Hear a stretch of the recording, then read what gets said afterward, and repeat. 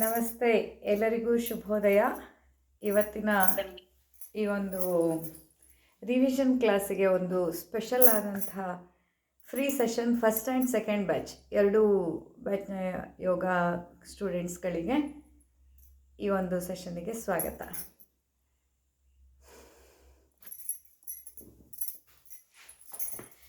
So ಇವಾಗ first ಬ್ಯಾಚಿಂದ start ಮಾಡೋಣ. First ಬ್ಯಾಚಿನವರು ಕ್ಲಾಸನ್ನು ಮುಗಿಸಿ ಆಲ್ಮೋಸ್ಟ್ ಒಂದೂವರೆ ತಿಂಗಳುಗಳಾಗ್ತಾ ಬಂತು. ಮೊದಲನೇ ಬ್ಯಾಚ್ನ ಸ್ಟೂಡೆಂಟ್ ಯಾವಾಗ ಜುಲೈ 7 ಅಲ್ವಾ ಫಸ್ಟ್ ಬ್ಯಾಚ್ ಅವರು ಮುಗಿಸಿದ್ದು. ಜುಲೈ 7ನೇ ತಾರೀಕಿಗೆ ಫಸ್ಟ್ ಬ್ಯಾಚ್ ಅವರು ಮುಗಿಸಿದ್ದು ಕ್ಲಾಸನ್ನು. ಈಗ ಆಗಸ್ಟ್ 11 ಇವತ್ತು. ಓಕೆ, ಸೊ ಇಷ್ಟು ದಿನಗಳ ನಂತರ ನಾವಿವತ್ತು ಇನ್ನೊಂದು ಸರ್ಪ್ರೈಸ್ ಫ್ರೀ ಕ್ಲಾಸನ್ನು ನಿಮಗೆ ಅನೌನ್ಸ್ ಮಾಡಿದ್ದು. ಯಾಕೆ ಅಂತಂದರೆ ಜಸ್ಟ್ ಟು ಚೆಕ್, ನಾಕ್ ಏನು ಮಾಡ್ತಿದ್ದೀರಾ, ಹೇಗೆ ನಡೀತಿದೆ ಜೀವನ, ಕ್ಲಾಸಲ್ಲಿ ಕಲ್ತಿದ್ದು ಜುಲೈ 7ರ ತನಕ ಕಲ್ತಿದ್ದು ಅದು ಅಲ್ಲಿಯೇ ಬಿಟ್ಟಿದ್ದೀರಾ, ಅಥವಾ ಹಿಡ್ಕೊಂಡು ಹೋಗ್ತಿದ್ದೀರಾ, ಅಥವಾ ಹಿಡ್ಕೊಂಡು ಹೋಗೋವಾಗ ಕ್ಲಾಸಲ್ಲಿ ಕಲ್ತಂಥ ಅಂಶಗಳನ್ನು ಪಾಲನೆ ಮಾಡ್ಕೊಂಡು ಹೋಗುವಾಗ ಏನಾದರೂ ಪ್ರಾಕ್ಟಿಕಲ್ ಡಿಫಿಕಲ್ಟೀಸ್ ಬರ್ತಾ ಇದೆಯಾ, ಏನೇನು ಪ್ರಾಕ್ಟಿಕಲ್ ಡಿಫಿಕಲ್ಟೀಸ್ ಬರ್ತಾ ಇದೆ, ಇದ್ರ ಬಗ್ಗೆ ಮಾತಾಡೋಕ್ಕೆ ಅಂತಲೇ ಇವತ್ತಿನ ಈ ಒಂದು ಸ್ಪೆಷಲ್ ಕ್ಲಾಸನ್ನು ಅನೌನ್ಸ್ ಮಾಡಿರೋವಂಥದ್ದು. ಆ್ಯಂಡ್ ಜಾಯ್ನ್ ಆದ ಎಲ್ರಿಗೂ ಶುಭೋದಯ. ಫಸ್ಟ್ ಬ್ಯಾಚ್ ಅವರು ಏನಾದರೂ ಪ್ರಶ್ನೆಗಳಿದ್ದರೆ ಕೇಳ್ಬೋದು. ಗ್ರೂಪಲ್ಲಿ ಬಂದ ಕೆಲವೊಂದು ಮೆಸೇಜಸ್ ನೋಡಿದ್ದೀನಿ, ಅದಕ್ಕೂ ಕೂಡ ಉತ್ತರ ಕೊಡೋ ಪ್ರಯತ್ನ ಮಾಡ್ತೀನಿ ಇವತ್ತಿನ ಸೆಷನಲ್ಲಿ. ಎಸ್, ಫಸ್ಟ್ ಬ್ಯಾಚ್ ಅವ್ರು ಯಾರ್ಯಾರು ಇದ್ದೀರಾ ಹೇಳಿ, ಹೇಗೆ ನಡೀತಿದೆ ಜೀವನ ಇಷ್ಟು ದಿನಗಳ ಗ್ಯಾಪ್ ನಂತರ. ಫಸ್ಟ್ ಬ್ಯಾಚ್ ಸೆಕೆಂಡ್ ಬ್ಯಾಚ್ ಎರಡೂ ಸೇರಿದವರು ಬಿಡಿ, ನೀವು ಸೆಕೆಂಡ್ ಬ್ಯಾಚ್ ಅವರು ಅಂತಲೇ ಕನ್ಸಿಡರ್ ಮಾಡೋಣ. ಬಿಕಾಸ್ ನೀವು ಅದನ್ನ ಕಂಟಿನ್ಯೂ ಮಾಡ್ಕೊಂಡು ಹೋಗ್ತಾ ಇದ್ದೀರಾ. ಫಸ್ಟ್ ಬ್ಯಾಚನ್ನು ತೊಗೊಂಡು ಸೆಕೆಂಡ್ ಬ್ಯಾಚ್ಗೆ ಕಂಟಿನ್ಯೂ ಆಗದೇ ಇದ್ದವರು ಎಲ್ಲ ಮರ್ತಿದ್ದೀರಾ, ಫಾಲೋ ಮಾಡ್ತಿದ್ದೀರಾ ಅನ್ನೋದನ್ನು ತಿಳಿಸಿ. ನಾನು 7th ಇಂದ ನೀವು 48 days ಇದು ಸಂಜೀವಿನಿ ಧ್ಯಾನ ಮಾಡಕ್ ಹೇಳಿದ್ರಿ. ಅವತ್ತಿಂದನೂ ನಾನು ಮಾಡ್ತಾ ಇದ್ದೀನಿ. ಸ್ವಲ್ಪ ಲೂಸ್ನಿಂಗ್ ಎಕ್ಸಸೈಸ್ ಟೈಮ್ ಇದ್ರೆ ಅದನ್ನು ಮಾಡ್ಕೊಂಡು ಇದು ಮಾಡ್ತಾ ಇದ್ದೀನಿ. ನನಗೆ ಕೆಲವೊಮ್ಮೆ ಓಂಕಾರ ಮಾಡ್ಬೇಕಾದ್ರೆ ಎಲ್ಲ ಸಿಕ್ಕಾಪಟ್ಟೆ ಥಾಟ್ಸ್ ಬರುತ್ತೆ. ನಿಮ್ ರೆಕಾರ್ಡಿಂಗ್ ಹಾಕೊಳ್ಳೋದ್ರಿಂದ ಕೌಂಟ್ ಸಿಕ್ಕತ್ತೆ, ಇಲ್ಲಾಂದ್ರೆ ಕೌಂಟ್ ಸಿಕ್ಕಲ್ಲ. ಸ್ವಲ್ಪ ಸಿಕ್ಕಾಪಟ್ಟೆ ಥಾಟ್ಸ್ ಜಾಸ್ತಿ ಅಂತ ಅನ್ಸುತ್ತೆ. ಆಮೇಲೆ ಥಾಟ್ಸ್ ಇದ್ರೆ ನಂಗೆ ಬಾಡಿ ರಿಯಲೈನ್ ಆಗೋದು ನಿಶ್ಚಲತ್ವದಲ್ಲಿ ಟೈಮ್ ಹಿಡಿಯುತ್ತೆ. ಇಲ್ಲ ಅಂದ್ರೆ ಬೇಗ ರಿಯಲೈನ್ ಆಗ್ತಾ ಇದೆ ಅಂತ ಫೀಲ್ ಆಗುತ್ತೆ. ಸೊ ನಂಗೆ ಅದಕ್ಕೆ ರೆಮಿಡಿ ಅದೇ ಥಾಟ್ಸ್ಗಳು ಜಾಸ್ತಿ ಬರ್ತಾ ಇದೆ ಅಂತಂದಾಗ ಏನು ಮಾಡೋದು? ಇದು ನಿಮ್ಮೊಬ್ಬರ ಸಮಸ್ಯೆ ಅಲ್ಲ, ಬಹುಶಃ ತುಂಬ ಜನರಿಗೆ ಈ ಸಮಸ್ಯೆ ಆಗ್ತಾ ಇರುತ್ತೆ. ಸಿಕ್ಕಾಬಟ್ಟೆ ಓವರ್ ಥಿಂಕಿಂಗ್ ಅಥವಾ ಥಾಟ್ಸ್ ನಿಲ್ಲೋದೇ ಇಲ್ಲ. ಹೆಂಗೆ ಮಾಡೋದು? ಆ್ಯಸ್ ಇಫ್ ಒಮ್ಮೊಮ್ಮೆ ಅನಿಸ್ಬಿಡುತ್ತೆ ಆ ಥಾಟ್ಸ್ ಅನ್ನೋದೇನಾದರೂ ಫಿಸಿಕಲ್ ವಸ್ತು ಆದರೆ ಹಿಂಗೆ ತೆಗೆದು ಬದಿಗೆ ಒತ್ತಿಟ್ಬಿಡೋಣ ಅನ್ನೋವಷ್ಟು ಬರ್ತಾ ಇರುತ್ತೆ. ಏನು ಮಾಡೋದು ಅಂತ. ಸೊ ಥಾಟ್ಸ್ಗಳು ಅಂದಾಗ ನೋಡಿ, ಥಾಟ್ಸ್ಗಳು ಎಲ್ಲಿಂದ ಬರುತ್ತೆ, ಹೇಗೆ ಬರುತ್ತೆ? ಈಗ ಯಾವುದೋ ಒಂದು ವಿಷಯವನ್ನು ನಾನು ನೋಡಿದಾಗ ಏನು ಅನ್ನೋ, ಈಗ ನಾನು ನೋಡಿದಾಗ ಈಗ ನನ್ನನ್ನು ನೋಡಿದಾಗ ಮೇಡಮ್ ಹತ್ರ ಈ ಪ್ರಶ್ನೆ ಕೇಳಬೇಕು, ಇದನ್ನು ಕೇಳ್ಕೋಬೇಕು ಅಂತ ಥಾಟ್ಸ್ ಬರುತ್ತೆ. ಅಥವಾ ನಾನೇನಾದರೂ ನಾನು ನಿಮಗೆ ಪ್ರಶ್ನೆ ಕೇಳಿದೆ, ನಾಳೆಗೇನಾದರೂ ಡೌಟ್ಸ್ಗಳಿದ್ದರೆ ಇವತ್ತೇ ಕೇಳ್ಕೊಳ್ಳಿ ಅಂತ. ಸೊ ಆ ಪ್ರಶ್ನೆಯನ್ನು ಕೇಳಿದಾಗ ನಿಮ್ಮಲ್ಲಿ ಒಂದಿಷ್ಟು ಥಾಟ್ಸ್ಗಳು ಬಂತು, ಹೌದಲ್ವಾ? ಏನೇನು ಡೌಟ್ಸ್ ಇದೆ, ಏನೇನು ಪ್ರಾಕ್ಟಿಕಲ್ ಡಿಫಿಕಲ್ಟೀಸ್ ಇದೆ ಅಂತ. ಅಂದರೆ ಥಾಟ್ಸ್ಗಳ ಉತ್ಪತ್ತಿಗೆ ಮೂಲ ಸ್ಥಾನ ನಮ್ಮ ಸೆನ್ಸ್ ಆರ್ಗನ್ಸ್ಗಳು, ಪಂಚ ಜ್ಞಾನೇಂದ್ರಿಯಗಳೇನಿದೆ. ಈ ಜ್ಞಾನೇಂದ್ರಿಯಗಳು ಏನನ್ನು ನೋಡ್ತಾ ಇದ್ದಾವೆ, ಏನನ್ನು ಕೇಳ್ತಾ ಇದ್ದಾವೆ, ಏನನ್ನು ಮುಟ್ತಾ ಇದ್ದಾವೆ, ಯಾವುದನ್ನು ತಿಂತಾ ಇದೆ, ಆ್ಯಂಡ್ ಯಾವುದರಿಂದ ಪರಿಮಳವನ್ನು ತಗೊಳ್ತಾ ಇದೆ, ಯಾವುದರ ಪರಿಮಳವನ್ನು ತಗೊಳ್ತಿದೆ. ಸೊ ಇವುಗಳಿಗೆ ಸಂಬಂಧಪಟ್ಟಂತೆ ಥಾಟ್ಸ್ಗಳು ಉದ್ಭವ ಆಗತ್ತೆ. ಸೊ ಥಾಟ್ಸ್ಗಳು ತುಂಬ ಬರ್ತಾ ಇದೆ ಅಂತಂದರೆ ಅದರ ಮೂಲ ಸ್ಥಾನ ಯಾವುದು? ಇಂದ್ರಿಯಗಳು. ಸೊ ಇಂದ್ರಿಯಗಳಿಗೆ ಕೊಡ್ತಾ ಇರುವಂತಹ ಆಹಾರವನ್ನು ಒಬ್ಸರ್ವ್ ಮಾಡ್ತಾ ಬಂದರೆ, ಇಡೀ ದಿನದಲ್ಲಿ ನನ್ನ ಚಕ್ಷುರೇಂದ್ರಿಯಕ್ಕೆ, ಕಣ್ಣಿಗೆ ಏನೇನು ಆಹಾರ ಕೊಟ್ಟೆ, ಅದು ಈ ಫಿಸಿಕಲ್ ವಿಷನಲ್ಲಾಗಿರಬಹುದು, ಸ್ಪಿರಿಚುವಲ್ ವಿಷನಲ್ಲಾಗಿರಬಹುದು, ಯಾವ ರೀತಿಯ ಆಹಾರವನ್ನು ಕೊಡ್ತೀರಾ ಅದಕ್ಕೆ ಸಂಬಂಧಪಟ್ಟಂಥ ಥಾಟ್ಸ್ಗಳು ಬರುತ್ತೆ. ಶ್ರವಣೇಂದ್ರಿಯಕ್ಕೆ ಯಾವ್ಯಾವ ತರಹ ಆಹಾರಗಳು ಬಂತು, ಅದು ಈ ಹೊರ ಜಗತ್ತಿನ ಶಬ್ದವನ್ನು ಕೇಳೋದಾಗಿರಬಹುದು, ನಿಮ್ಮೊಳಗಿನ ಶಬ್ದವನ್ನು ನೀವು ಕೇಳ್ಕೊಳ್ಳೋದಾಗಿರಬಹುದು. ಆ ಶಬ್ದಗಳಿಗೆ ಸಂಬಂಧಪಟ್ಟಂಥ ಥಾಟ್ಸ್ಗಳು ಬರ್ತಾ ಇರುತ್ತೆ. ಹಾಗೆ ಆಹಾರ, ನಾವು ಆಹಾರ ಯಾವ ಥರದ್ದು ತಗೊಂಡ್ವಿ, ಸತ್ವ ಇರುವಂಥದ್ದು, ರಜ ಇರುವಂಥದ್ದು, ತಮೋಗುಣ ಇರುವಂಥದ್ದು, ಅದಕ್ಕೆ ಸಂಬಂಧಪಟ್ಟಂಥ ಥಾಟ್ಸ್ಗಳು ನಮಗೆ ಬರ್ತಾ ಇರುತ್ತೆ. ಹೀಗೆ ಯೋಚನೆಗಳನ್ನು ಹಿಡಿದಿಡಲಿಕ್ಕೆ ಮನಸ್ಸಿಂದ ಆಗಲ್ಲ, ಯೋಚನೆಗಳನ್ನು ಹಿಡಿದಿಡಲಿಕ್ಕೆ ಇಂದ್ರಿಯಗಳಿಂದ ಆಗತ್ತೆ. ಮನಸ್ಸಿಂದ ಆಗಲ್ಲ ಅಲ್ಲ, ಆಗತ್ತೆ, ಬಟ್ ಅದಕ್ಕೆ ತುಂಬ ಮುಂದೆ ಇನ್ನು ಹೈಯರ್ ಸ್ಟೇಟಿಗೆ ಹೋದಂಥ ಯೋಗಿಗಳಿಂದ ಆಗುತ್ತೆ. ನೀವೆಲ್ಲ ಇಂದ್ರಿಯಗಳನ್ನು ಹಿಡಿಬೋದು, ಆ ಇಂದ್ರಿಯಗಳಿಂದ ಮನಸ್ಸಲ್ಲಿ ಬರೋ ಥಾಟ್ಸನ್ನು ಹಿಡಿಬೋದು. ಹಾಗಾಗಿ ಏನು ಮಾಡಿ ಅಂತಂದರೆ, ಈಗ ಒಂದೇ ಸತಿ ಥಾಟ್ಸನ್ನು ಖಾಲಿ ಮಾಡೋಕ್ಕಾಗಲ್ಲ ಅಥವಾ ಬರದೇ ಇರೋ ಹಾಗೆ ಮಾಡೋಕ್ಕಾಗಲ್ಲ. ಯಾಕಂದರೆ ಇಂದ್ರಿಯಗಳಿಗೆ ನಾವು ಆಹಾರ ಕೊಡದೇ ಇರೋದಕ್ಕಾಗಲ್ಲ. ಕಣ್ಣು ಬಿಟ್ಟಿವೆ ಅಂದರೆ ಏನಾದರೂ ಒಂದು ಕಾಣಿಸ್ತಾನೆ ಇರುತ್ತೆ, ಎಚ್ಚರ ಇದ್ದೀರಾ ಅಂದರೆ ಕಿವಿ ಮೇಲೆ ಶಬ್ದಗಳು ಬೀಳ್ತಾನೆ ಇರುತ್ತೆ. ಇಲ್ಲೇನು ಮಾಡ್ಬೋದು ಅಂತಂದರೆ, ಆ ಥಾಟ್ಸ್ಗಳನ್ನ ರಿಪ್ಲೇಸ್ ಮಾಡೋದನ್ನು ಕಲಿಯೋಣ. ಅಂದರೆ ಯಾವ ಥಾಟ್ಸ್ಗಳು, ಅಂದರೆ ತುಂಬ ಥಾಟ್ಸ್ಗಳು ಬರ್ತಿವೆ, ಅನಗತ್ಯವಾದದ್ದು ಅಥವಾ ಇರಿಟೇಟ್ ಮಾಡುವ ಥಾಟ್ಸ್ಗಳು ಬರ್ತಿದೆ, ಭಯ ಹುಟ್ಟಿಸುವ ಥಾಟ್ಸ್ಗಳು ಬರ್ತಿದೆ, ಕೋಪ ತರಿಸುವ ಥಾಟ್ಸ್ಗಳು ಬರ್ತಿದೆ, ಅಥವಾ ನನ್ನ ದಾರಿ ತಪ್ಪಿಸುವ ಥಾಟ್ಸ್ಗಳು ಬರ್ತಿದೆ ಅಂದಾಗ ಅದನ್ನು ನಾವು ರಿಪ್ಲೇಸ್ ಮಾಡೋಣ. ಅಂದರೆ ನಿಮ್ಮ ಸೆನ್ಸ್ ಆರ್ಗನ್ಸ್ಗಳಿಗೆ, ಈಗ ಕಣ್ಣಿಗೆ ಕಾಣುವ ಈ ಒಂದು ಸ್ಕ್ರೋಲ್ಸ್ನ ಬದಲಾಗಿ ದಿನದಲ್ಲಿ ಒಂದಿಷ್ಟು ಸಮಯ ಈ ಸೋಷಿಯಲ್ ಮೀಡಿಯಾವನ್ನು ದಿವಸಕ್ಕೆ ಒಂದು 4 ಗಂಟೆ ಅನ್ಇನ್ಸ್ಟಾಲ್ ಮಾಡಿ ನೋಡಿ. ಅದಿಷ್ಟು ಫೀಡ್ ಕಮ್ಮಿ ಆಯಿತು, ಕಣ್ಣಿಗೆ ಹೋಗುವಂಥ ಅಷ್ಟು ಫೀಡ್ ಕಮ್ಮಿ ಆಯಿತು.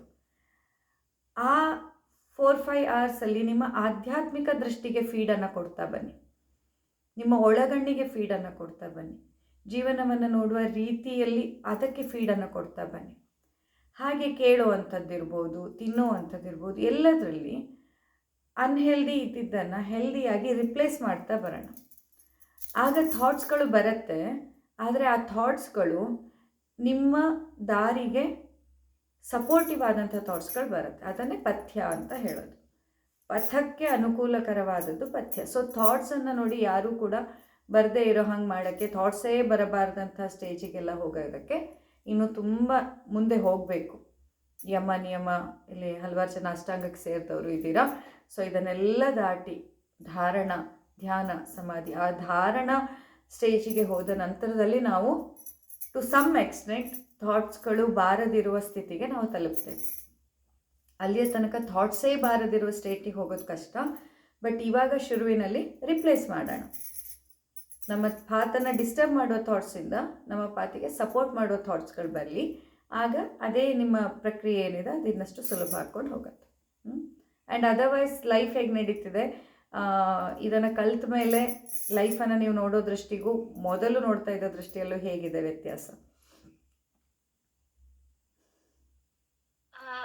ಬೇಗ ನಾರ್ಮಲ್ ಆಗ್ತೀವಿ ಮ್ಯಾಮ್. ಇರಿಟೇಷನ್, ಕೋಪ ಏನಿದ್ರು ಬೇಗ ನಾರ್ಮಲ್ ಆಗ್ತೀವಿ. ಆಮೇಲೆ ಆದಷ್ಟು ನಮಗೆ ಏನ್ ಇಷ್ಟನೋ ಅದ್ರೊಳಗೆ ಇನ್ವಾಲ್ವ್ ಆಗಿ ಇರಕ್ ಸಾಧ್ಯ ಆಗ್ತಾ ಇದೆ. ಇನ್ನಷ್ಟು ನಾವು ಡೀಪ್ ಆಗಿ ಸೆನ್ಸಿಟಿವ್ ಆಗಿ ಎಲ್ಲಾರ್ಗು ಯಾರಿಗೂ ನೋವು ಮಾಡ್ದಲೆ ನಾವು ಅವ್ರ ಪ್ರಕಾರ ನಡ್ಕೊಂಡು ಮನೆಯಲ್ಲೂ ತಾಳ್ಮೆ ಇದ್ದು ನಮ್ಮಲ್ಲೂ ತಾಳ್ಮೆ ಬೆಳೆಸ್ಕೋಬೇಕಂದ್ರೆ, ಇನ್ನಷ್ಟು ಸೆನ್ಸಿಟಿವಿಟಿ ಡೆವಲಪ್ ಮಾಡ್ಕೋಬೇಕಂದ್ರೆ ಏನ್ ಮಾಡ್ಬೇಕು? ಓಕೆ, ಅದು ಬರುತ್ತೆ, ಕಾಲಕ್ರಮದಲ್ಲಿ ಬರ್ತಾ ಹೋಗುತ್ತೆ. ನಮ್ಮ ಮೇಲೆ ನಾವು ವರ್ಕ್ ಮಾಡ್ತಾ ಬಂದರೆ ಖಂಡಿತವಾಗಿ ಅದು ಬರುತ್ತೆ. ಅದಕ್ಕೆ ಅದು ಬರ್ತಾ ಹೋಗುತ್ತೆ, ಅದ್ರ ಬಗ್ಗೆ ಏನು ತೊಂದರೆ ಇಲ್ಲ. ಓಕೆ, ಮತ್ತೆ ಯಾರಿದ್ದೀರಾ? First batch. Yes, first batch ಅವ್ರು ಇನ್ಯಾರಿದ್ದೀರಾ?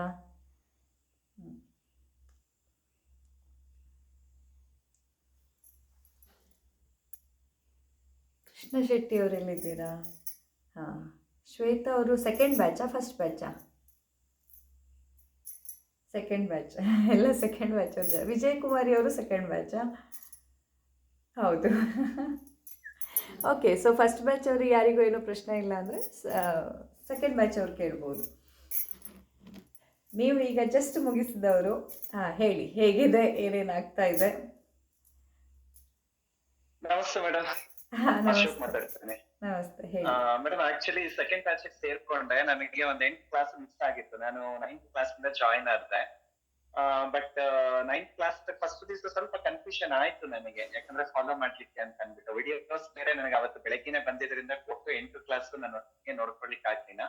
ಬಟ್ ಫಸ್ಟ್ ಕ್ಲಾಸ್ ಅನ್ನ ನಾನು ಒಂದು 4-5 ಸಲನಾದ್ರೂ ರಿವೈವ್ ಮಾಡ್ಕೊಂಡಿದ್ದೀನಿ. ಅದನ್ನ ಡಾಕ್ಟರ್ ಅಲ್ಲೇ ಕೊಟ್ಟಿದ್ದಾರೆ, ಪಂಚಕೋಶಗಳು, ಅನ್ನಮಯ ಕೋಶ, ನಮ್ಮ ಪ್ರಾಣಮಯ ಕೋಶ ಎಲ್ಲ.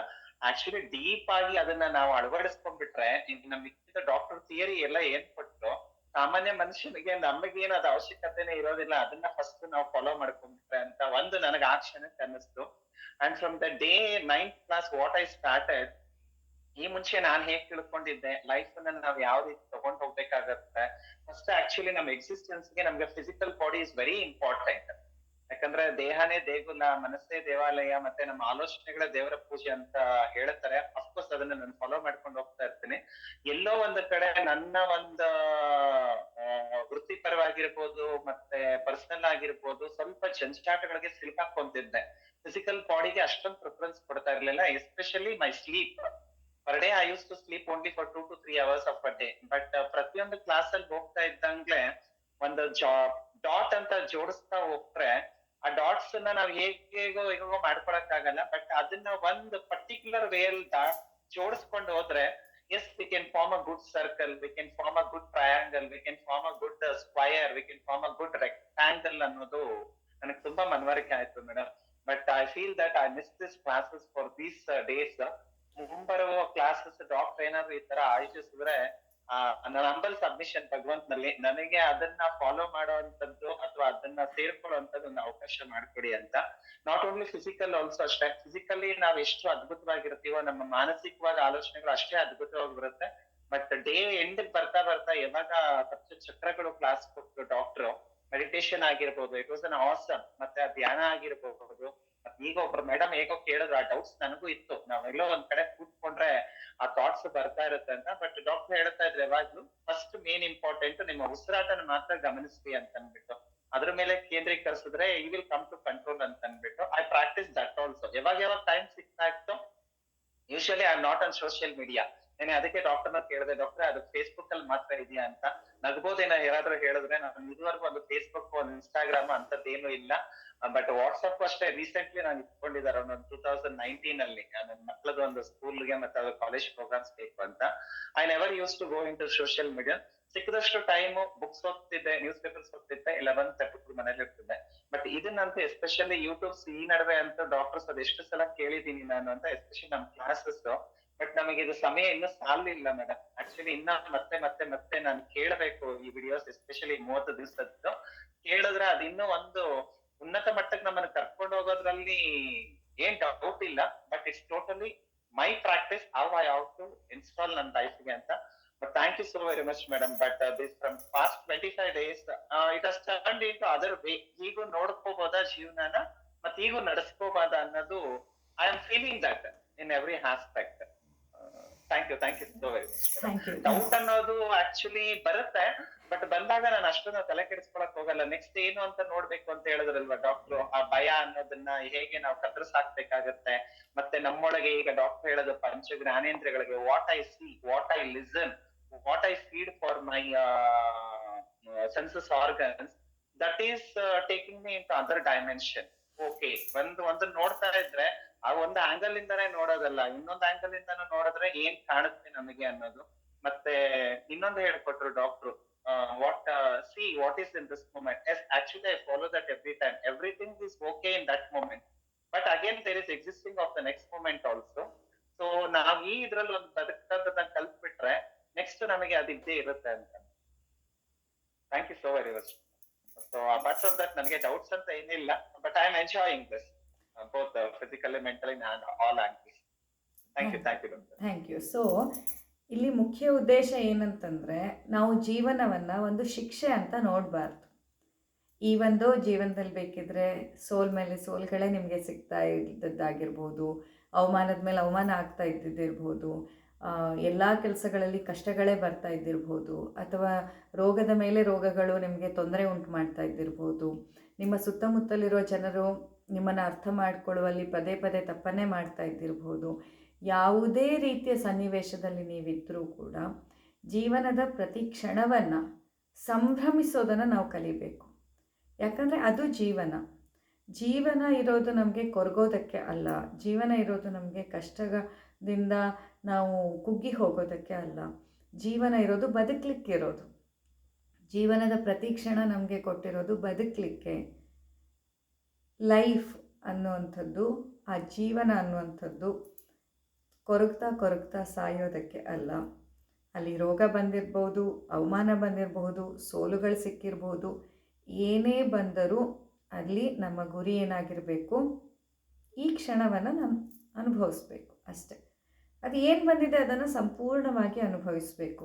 ಸಂಪೂರ್ಣ ಸ್ವೀಕಾರ ಮನೋಭಾವನೆಯಿಂದ ಬಂದಂತಹ ಪ್ರತಿ ಕ್ಷಣವನ್ನು ಅನುಭವಿಸ್ತಾ ಹೋಗಬೇಕು. ಆ ಕ್ಷಣಗಳು ನಿಮಗೆ ಪಾಠವನ್ನು ಮಾಡ್ತಾ ಹೋಗುತ್ತೆ. ಪ್ರೀತಿ, ಸನ್ಮಾನ, ಯಶಸ್ಸು, ಒಳ್ಳೆಯತನ, ಆರೋಗ್ಯ ಇದೆಲ್ಲ ಒಂದು ರೀತಿಯಂತಹ ನಿಮಗೆ ಪುಷ್ಟಿಯನ್ನು ಕೊಟ್ಟರೆ, ಸೋಲು, ಅವಮಾನ, ಹತಾಶೆ, ಕಷ್ಟಗಳು ಇವೆಲ್ಲ ನಿಮಗೆ ಪಾಠವನ್ನು ಕೊಡುತ್ತೆ. ಪಾಠ, ಪುಷ್ಟಿ ಎರಡೂ ಬೇಕು. ನಿಮ್ಮ ಮಗುಗೆ ಬರೀ ಊಟ ಅಷ್ಟೇ ಹಾಕ್ತಾ ಹೋಗಿ, ಪ್ರೀತಿ ಅಷ್ಟೇ ಕೊಡ್ತಾ ಹೋಗಿ, ಶಾಲೆ ಬೇಡ, ಅಭ್ಯಾಸ ಬೇಡ, ಗದರುವಿಕೆ ಬೇಡ, ಏನು ಜೀವನದ ಪಾಠವೇ ಬೇಡ, ಕೇವಲ ಆಹಾರ ಕೊಡ್ತಾ ಹೋಗಿ, ಆಗತ್ತಾ? ಆ ಮಗುವಿನ ಉದ್ಧಾರವಾಗತ್ತಾ? ಇಲ್ಲ. ಹಾಗೆ ಅಂತ ಬರೀ ಪಾಠ ಅಷ್ಟೇ ಕೊಡ್ತಾ ಹೋಗಿ ಆಹಾರ ಕೊಡಬೇಡಿ, ಅದು ನಡೆಯುತ್ತಾ? ಇಲ್ಲ. ಆ ಮಗು ಜೀವನದಲ್ಲಿ ಸರ್ವೋತ್ತಮ ಜಾಗಕ್ಕೆ ಹೋಗಬೇಕು, ಶ್ರೇಷ್ಠತೆಯನ್ನು ಪಡ್ಕೊಳ್ಬೇಕು ಅಂದಾಗ ಪುಷ್ಟಿಯೂ ಬೇಕು, ಪಾಠವೂ ಬೇಕು. ಹಾಗೆ ನಮ್ಮ ಜೀವನದಲ್ಲಿ ಬರೀ ಯಶಸ್ಸು, ಗೆಲುವು, ಸನ್ಮಾನ ಇಷ್ಟೇ ಸಿಕ್ಕಿದ್ರೂ ಅದು ಪುಷ್ಟಿ ಮಾತ್ರ ಆಗುತ್ತೆ. ಪಾಠ ಕಲಿಯೋದು ಯಾವಾಗ? ಹಾಗಾಗಿ ಮಧ್ಯೆ ಅಥವಾ ಹಲವಾರು ಬಾರಿ ಸೋಲುಗಳು, ಅವಮಾನಗಳು, ಕಷ್ಟಗಳು, ಕಷ್ಟಕರ ವ್ಯಕ್ತಿಗಳು, ಕಷ್ಟಕರ ಸಿಚುವೇಶನ್ಸ್ಗಳು, ಅನಾರೋಗ್ಯ ಇವೆಲ್ಲವೂ ಮಧ್ಯೆ ಬಂದಾಗ ಬೇಸರ ಮಾಡ್ಕೋಬೇಡಿ. ಪಾಠ ಅದು. ಆ ಪಾಠವನ್ನು ಪಾಠವಾಗಿ ಸ್ವೀಕಾರ ಮಾಡಿ. ಆವಾಗ ನಿಮಗೆ ಹರ್ಟ್ ಆಗೋದಿಲ್ಲ. ಅಹಿಂಸೆ ಇದರಲ್ಲಿ ಅಷ್ಟಾಂಗ ಸೇರಿದಾಗ ನಾನು ಅದೇ ಹೇಳ್ತಾ ಇದ್ದೆ. ಅಹಿಂಸೆ ಅಂದರೆ ಏನು ಅದರ ಎಕ್ಸ್ಪ್ಲೇನ್ ಮಾಡುವಾಗ ಈ ಕಾನ್ಸೆಪ್ಟನ್ನು ನಿಮ್ಮ ಗಮನಕ್ಕೆ ತಂದಿದ್ದೆ. ಯಾರಿಲ್ಲಿ ಅಷ್ಟಾಂಗಕ್ಕೂ ಇದ್ದವರಿದ್ದೀರಾ ಅವ್ರಿಗೆ ಇದಕ್ಕೆ ರಿಲೇಟ್ ಮಾಡ್ಕೊಳ್ಬೋದು. ಸೊ ಹಿಂಸೆ ಮಾಡಿಕೊಂಡು ನಾನು ಸಫರ್ ಆಗೋದಕ್ಕಿಂತ ಅದರ ಹಿಂದಿರೋ ಪಾಠವನ್ನು ಕಲಿತಾಗ ಅದು ಹಿಂಸೆ ಅಂತ ಅನಿಸೋದಿಲ್ಲ. ಈ ಪಾಠ ಏನು ಕಲಿಸ್ತಾ ಇದೆ, ಈ ಜೀವನದ ಈ ಭಾಗ ನನಗೇನು ಕಲಿಸ್ತಾ ಇದೆ, ಓಕೆ ಇವತ್ತು ಇಂಥ ಘೋರವಾದ ಒಂದು ಅಪಾದನೆ ಬಂತು, ನನಗೆ ಯಾವತ್ತೂ ಬಾರದಿದ್ದದ್ದು ಬಂತು ಅಂದಾಗ ಬೇಜಾರಾಗತ್ತೆ, ದುಃಖ ಆಗತ್ತೆ, ಕರೆಕ್ಟ್. ಬಟ್ ಅದರ ಜೊತೆಯಲ್ಲಿ ಆ ಕ್ಷಣಕ್ಕೆ ವಿಚಲಿತರಾಗದೆ ಇದರಿಂದ ಏನು ಪಾಠ ಕಲಿಬೋದು, ಏನನ್ನು ಕಲಿಸೋಕ್ಕೆ ಪ್ರಯತ್ನ ಮಾಡ್ತಿದೆ ಈ ಜೀವನ ಅನ್ನೋದು ಅರ್ಥಕೋಬಿಟ್ರೆ ನೀವು ಗೆದ್ದ ಹಾಗೆ. ಆ ಸೋಲಲ್ಲೂ ನೀವು ಗೆಲ್ಲಬಹುದು, ಆ ಹತಾಶೆಯಲ್ಲೂ ನೀವು ಗೆಲ್ಲಬಹುದು, ಆ ಅವಮಾನದಿಂದನೂ ನೀವು ಗೆಲ್ಲಬಹುದು ಜೀವನದಲ್ಲಿ. ಆ ಕ್ಷಣದಲ್ಲಿ, ಆ ಸಿಚುವೇಶನಲ್ಲಿ, ಆ ಪ್ರೊಫೆಷನಲ್ಲೋ ಅಥವಾ ಒಂದು ಸಂಬಂಧದಲ್ಲೋ ಯಾವುದೋ ಒಂದು ಇದರಲ್ಲಿ ನೀವು ಸೋತಿರಬಹುದು. ಆದರೆ ಜೀವನದ ಪಾಠದಲ್ಲಿ ಅದನ್ನು ಅರ್ಥೈಸಿಕೊಂಡ್ರೆ ನೀವು ಗೆಲ್ಲಲಿಕ್ಕೆ ಸಾಧ್ಯ ಆಗುತ್ತೆ. ಹಾಗಾಗಿ ಈ ಒಂದು ಇದರ ಉದ್ದೇಶವೇ ಜೀವನದ ಪ್ರತಿ ಕ್ಷಣದ ಸಂಭ್ರಮಾಚರಣೆ, ಪ್ರತಿ ಗೆಲುವಿನ ಸಂಭ್ರಮಾಚರಣೆ ಅಲ್ಲ, ಪ್ರತಿ ಸೋಲು, ಹತಾಶೆ, ಅವಮಾನ, ತೊಂದರೆ, ಕಷ್ಟ, ಅನಾರೋಗ್ಯ ಇವುಗಳ ಸಂಭ್ರಮಾಚರಣೆ. ಹಾಗಾಗಿ ಈಗಿದು ಆನ್ಲೈನಲ್ಲಿ ನೀವೆಲ್ಲ ನೋಡ್ತಾ ಇದ್ದೀರಾ. ಹಾಗೆ ಒಂದು 3 days ಆಫ್ಲೈನಲ್ಲಿ, ಇದು ಏನು ತುಂಬ ಜನರನ್ನು ತೊಗೊಳ್ಳಲ್ಲ, ತುಂಬ ಲಿಮಿಟೆಡ್ ಸೀಟಲ್ಲಿ ಒಂದು ಪುಟ್ಟ ಅನುಭವ. ಇದೇನು ತುಂಬ ದೊಡ್ಡ ರಿಟ್ರೀಟ್ ಅಲ್ಲ, ತುಂಬ ಚಿಕ್ಕ ರೀತಿಯಲ್ಲಿ ಒಂದು 3 days ಇಲ್ಲಿ ಸಸ್ಯ ಸಂಜೀವಿನಿಯಲ್ಲಿ ನಮ್ಮ ಆ ಒಂದು ನದಿ ತೀರದ ಜಾಗದಲ್ಲಿ ಒಂದು ದಿನ ಒಂದು ಸೆಷನ್ ಅಲ್ಲಿ, ಹಾಗೆ ಒಂದು ಸೆಷನ್ ನಮ್ಮ ಸಮುದ್ರ ತೀರದ ಕ್ಯಾಂಪಸ್ಸಲ್ಲಿ, ಹಾಗೆ ಒಂದು ಸೆಷನ್ ಇಲ್ಲಿ. ಅದರ ಜೊತೆ ಗೋಪೂಜೆ, ಗೋಗ್ರಾಸ ಸೇವೆ, ಹಾಗೆಯೇ ನಮ್ಮ ಸಸ್ಯ ಸಂಜೀವಿನಿಯಲ್ಲಿ ಭಜನೆ, ಪಶುಪತಿಗೆ ಅಷ್ಟಾವಧಾನ ಸೇವೆ. ಸೊ ಇಂಥದ್ದೆಲ್ಲ ಒಂದು ಚಿಕ್ಕ ಪುಟ್ಟ ಪ್ರಾಕ್ಟೀಸ್ಗಳನ್ನ ಸೇರಿಸಿ ಒಂದು 3 days ರಿಟ್ರೀಟ್ ಇಟ್ಟಿರೋವಂಥದ್ದು 15, 16, 17 ತಾರೀಕಿಗೆ. ಹಾಗೆ ಆ ದಿನಗಳಲ್ಲಿ ಯಾರ್ಯಾರಿಗೆ ಬರಲಿಕ್ಕೆ ಸಾಧ್ಯ ಇದೆ ಅವರು ಆಫ್ಲೈನಲ್ಲಿ ಬಂದು ಕೂಡ ನಮ್ಮನ್ನು ಜಾಯ್ನ್ ಆಗ್ಬೋದು. ಇದೇನು ಕಂಪಲ್ಸರಿ ಅಂತಲ್ಲ, ಯಾರಿಗಾಗತ್ತೆ ಅವ್ರು ಬಂದರೆ ಸಾಕು. ಯಾಕಂದರೆ ಯಾವತ್ತೂ ನೆನಪಲ್ಲಿ ಇಟ್ಕೊಳ್ಳಿ, ಯಾವ್ಯಾವ ಕಾಲಕ್ಕೆ ಆಗಬೇಕೋ ಆಗ ಆಗತ್ತೆ. ಸೊ ಈಗ ಆಗಿಲ್ಲ ಅಂದರೆ ಮತ್ತೇನು ಬೇಸರ ಮಾಡ್ಕೋಬೇಡ, ಇನ್ಯಾವಾಗಲೂ ಆಗುತ್ತೆ, ಇನ್ನೇನೋ ಒಂದು ರೀತಿಯಲ್ಲಿ ಆಗುತ್ತೆ. ಬಟ್ ಯಾರ್ಯಾರಿಗೆ ಇವಾಗ ಅನುಕೂಲ ಆಗುತ್ತೆ, ಆಸಕ್ತರಿದ್ದೀರಾ, ನೀವು ಇವಾಗ ಜಾಯ್ನ್ ಆಗ್ಬೋದು 15, 16, 17. ಹಾಗೆಯೇ ಇವತ್ತು ಸಂಜೆಯಿಂದ ಆನ್ಲೈನಲ್ಲಿ ಫೇಸ್ಬುಕ್ ಲೈವಲ್ಲಿ ಮಾಡೋದು ಅಂತ ಅಂದ್ಕೊಂಡಿದ್ವಿ. ಆದರೆ ಈಗ ಅಶೋಕ್ ಸರ್ ಹೀಗೆ ಹೇಳಿದ್ಮೇಲೆ ಯೋಚನೆ ಮಾಡ್ತಾ ಇದ್ದೀವಿ ಯಾವ ಪ್ಲ್ಯಾಟ್ಫಾರ್ಮಲ್ಲಿ ಇದು ಮಾಡೋದು ಅಂತ ನೋಡೋಣ. ಲೈವಲ್ಲಿ ಯಾಕೆ ಇಟ್ಟಿರೋದು ಅಂತಂದರೆ, ಅಲ್ಲಿ ನಾನು ಲಾಸ್ಟ್ ಇಯರ್ ಕೂಡ ಮಾಡಿದ್ದೆ, ಆಲ್ಮೋಸ್ಟ್ ಇದೇ ಟೈಮಲ್ಲ ಅಥವಾ ಆಗಸ್ಟ್ ಎಂಡಲ್ಲಿ ಇರಬೇಕು. ಆಗಸ್ಟ್ ಎಂಡಲ್ಲಿ 8 ದಿನಗಳ ಸಂವಾದ ಮಾಡಿದ್ವಿ ನಾವು ಫೇಸ್ಬುಕ್ ಲೈವಲ್ಲಿನೇ. ವಾತಪಿತ್ತ ಕಫದ ಬಗ್ಗೆ, ಆಹಾರದ ಬಗ್ಗೆ, ಸಪ್ತಧಾತುಗಳ ಬಗ್ಗೆ ಅಂತ 8 ದಿನದ ಫ್ರೀ ವೆಬಿನಾರನ್ನು ಲಾಸ್ಟ್ ಇಯರ್ ಕೂಡ ಮಾಡಿದ್ವಿ. ಹಾಗೆ ಈ ವರ್ಷ ಕೂಡ ಮಾಡ್ತಾಯಿದ್ದೀವಿ. ಈ ವರ್ಷ 5 ದಿನ ಆಮ್ಲಪಿತ್ತ, ಎಸಿಡಿಟಿ. ಯಾಕಂದರೆ ಇತ್ತೀಚಿನ ದಿನಗಳಲ್ಲಿ ಹೆಚ್ಚಿನದಾಗಿ ಇದೇ ಸಮಸ್ಯೆಯನ್ನು ಎಲ್ಲ ಕಡೆಯಲ್ಲಿ ನೋಡ್ತಿರೋದು. ಎಷ್ಟು ಪೇಷಂಟ್ಸ್ ಬರೋರಲ್ಲಿ ಹೆಚ್ಚಿನವರಲ್ಲಿ ಈ ಸಮಸ್ಯೆ ಇದ್ದೇ ಇರುತ್ತೆ. ಅದರ ಜೊತೆ ಬೇರೆ ಬೇರೆ ಸಮಸ್ಯೆಗಳು ಇರುವಂಥದ್ದನ್ನು ನೋಡ್ತಾ ಇರೋದು. ಹಾಗಾಗಿ ಆಮ್ಲಪಿತ್ತದ ಬಗ್ಗೆ ಇವತ್ತಿನಿಂದ ರಾತ್ರಿ 8ರಿಂದ 9 ಗಂಟೆ ಸಂವಾದ ಇರುತ್ತೆ. ಅದು ಓಪನ್ ಟು ಆಲ್. ಇಲ್ಲಿ ಯಾವುದೇ ರಿಜಿಸ್ಟ್ರೇಷನ್ ಇಲ್ಲ, ರಿಜಿಸ್ಟ್ರೇಷನ್ ಫೀಸ್ ಇಲ್ಲ, ಎಂಥದ್ದು ಇಲ್ಲ. It is open to all ಅಂತ ಎಲ್ಲರಿಗೂ ಮುಕ್ತವಾದಂತಹ ಅವಕಾಶ ಇದರಲ್ಲಿ ಪಾಲ್ಗೊಳ್ಳಲಿಕ್ಕೆ, ಪ್ರಶ್ನೆಗಳನ್ನು ಕೇಳಲಿಕ್ಕೆ, ಹಾಗೆ ಒಂದು ಸಂವಾದವನ್ನು ನಡೆಸಲಿಕ್ಕೆ ಅವಕಾಶ ಇರುತ್ತೆ. ಸೊ ನೋಡೋಣ ಹೇಗಾಗತ್ತೆ, ಏನಾಗುತ್ತೆ ಅದು ತಿಳಿಸ್ತೀನಿ. ನೀವು ಕೂಡ ಜಾಯ್ನ್ ಆಗ್ಬೋದು ಸಂಜೆ ಇದರಲ್ಲಿ. ಹಾಗೆ ಮುಂದೆ ಬರ್ತಾ ಇವತ್ತಿನ ಒಂದು ಈ ಸೆಷನನ್ನು ಇದು ಮಾಡಿರೋದು ಯಾಕೆ ಅಂತಂದರೆ, ನಿಮ್ಮನ್ನು ಮತ್ತೆ ರಿಮೈಂಡ್ ಮಾಡಲಿಕ್ಕೆ, ನಿಮಗೆಲ್ಲರಿಗೂ ಪುನಃ ನಾನು ಈ ರೀತಿಯಾಗಿ ಇದನ್ನೆಲ್ಲ ಮತ್ತೆ ಆಚರಣೆಗೆ ತರಬೇಕು, ಇದನ್ನ ಆಚರಿಸ್ಕೊಂಡು ಹೋಗಬೇಕು ಅನ್ನೋದನ್ನು ನಿಮಗೆ ರಿಮೈಂಡ್ ಮಾಡಲಿಕ್ಕೆ. ಅಷ್ಟೇ ಅಲ್ಲದೆ ಇನ್ನೊಂದು ಅತ್ಯಂತ ಖುಷಿಯಾದಂಥ ವಿಷಯ ಏನಂತಂದರೆ, ಬ್ರಹ್ಮರ್ಷಿ ದೈವರಾತ್ರ ಬಗ್ಗೆ ಇನ್ನೊಂದಿಷ್ಟು ಹಲವಾರು ಅಂಶಗಳು ನಮಗೆ ಲಭಿಸ್ತಾ ಇದೆ. 1974ನೇ ಇಸ್ವಿಯಲ್ಲಿ ಅಶೋಕೆಗೆ, ಅಂದರೆ ಈ ಅಶೋಕವನಕ್ಕೆ ಮಹೇಶ್ ಯೋಗಿ ಇನ್ಸ್ಟಿಟ್ಯೂಷನಿಂದ ಒಬ್ಬರು ಸಿಬ್ಬಂದಿ, ಮಹೇಶ್ ಯೋಗಿ ಇನ್ಸ್ಟಿಟ್ಯೂಷನ್ನಿನ ಒಬ್ಬ ವ್ಯಕ್ತಿ ಬಂದಿರ್ತಾರೆ. ಅಫಿಷಿಯಲ್ ವಿಸಿಟ್ ಇಲ್ಲಿ ಸಸ್ಯ ಸಂಜೀವಿನಿಯಲ್ಲಿ ಅಶೋಕವನಕ್ಕೆ ಬ್ರಹ್ಮರ್ಷಿ ದೈವರಾತ್ರ ಮನೆಗೆ ಅಫಿಷಿಯಲ್ ವಿಸಿಟನ್ನು ಮಾಡಿರ್ತಾರೆ.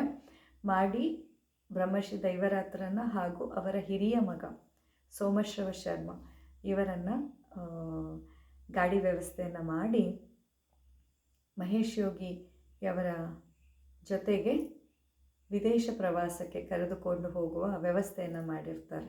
ಆಗ 1974ನೇ ಇಸ್ವಿಯಲ್ಲಿ.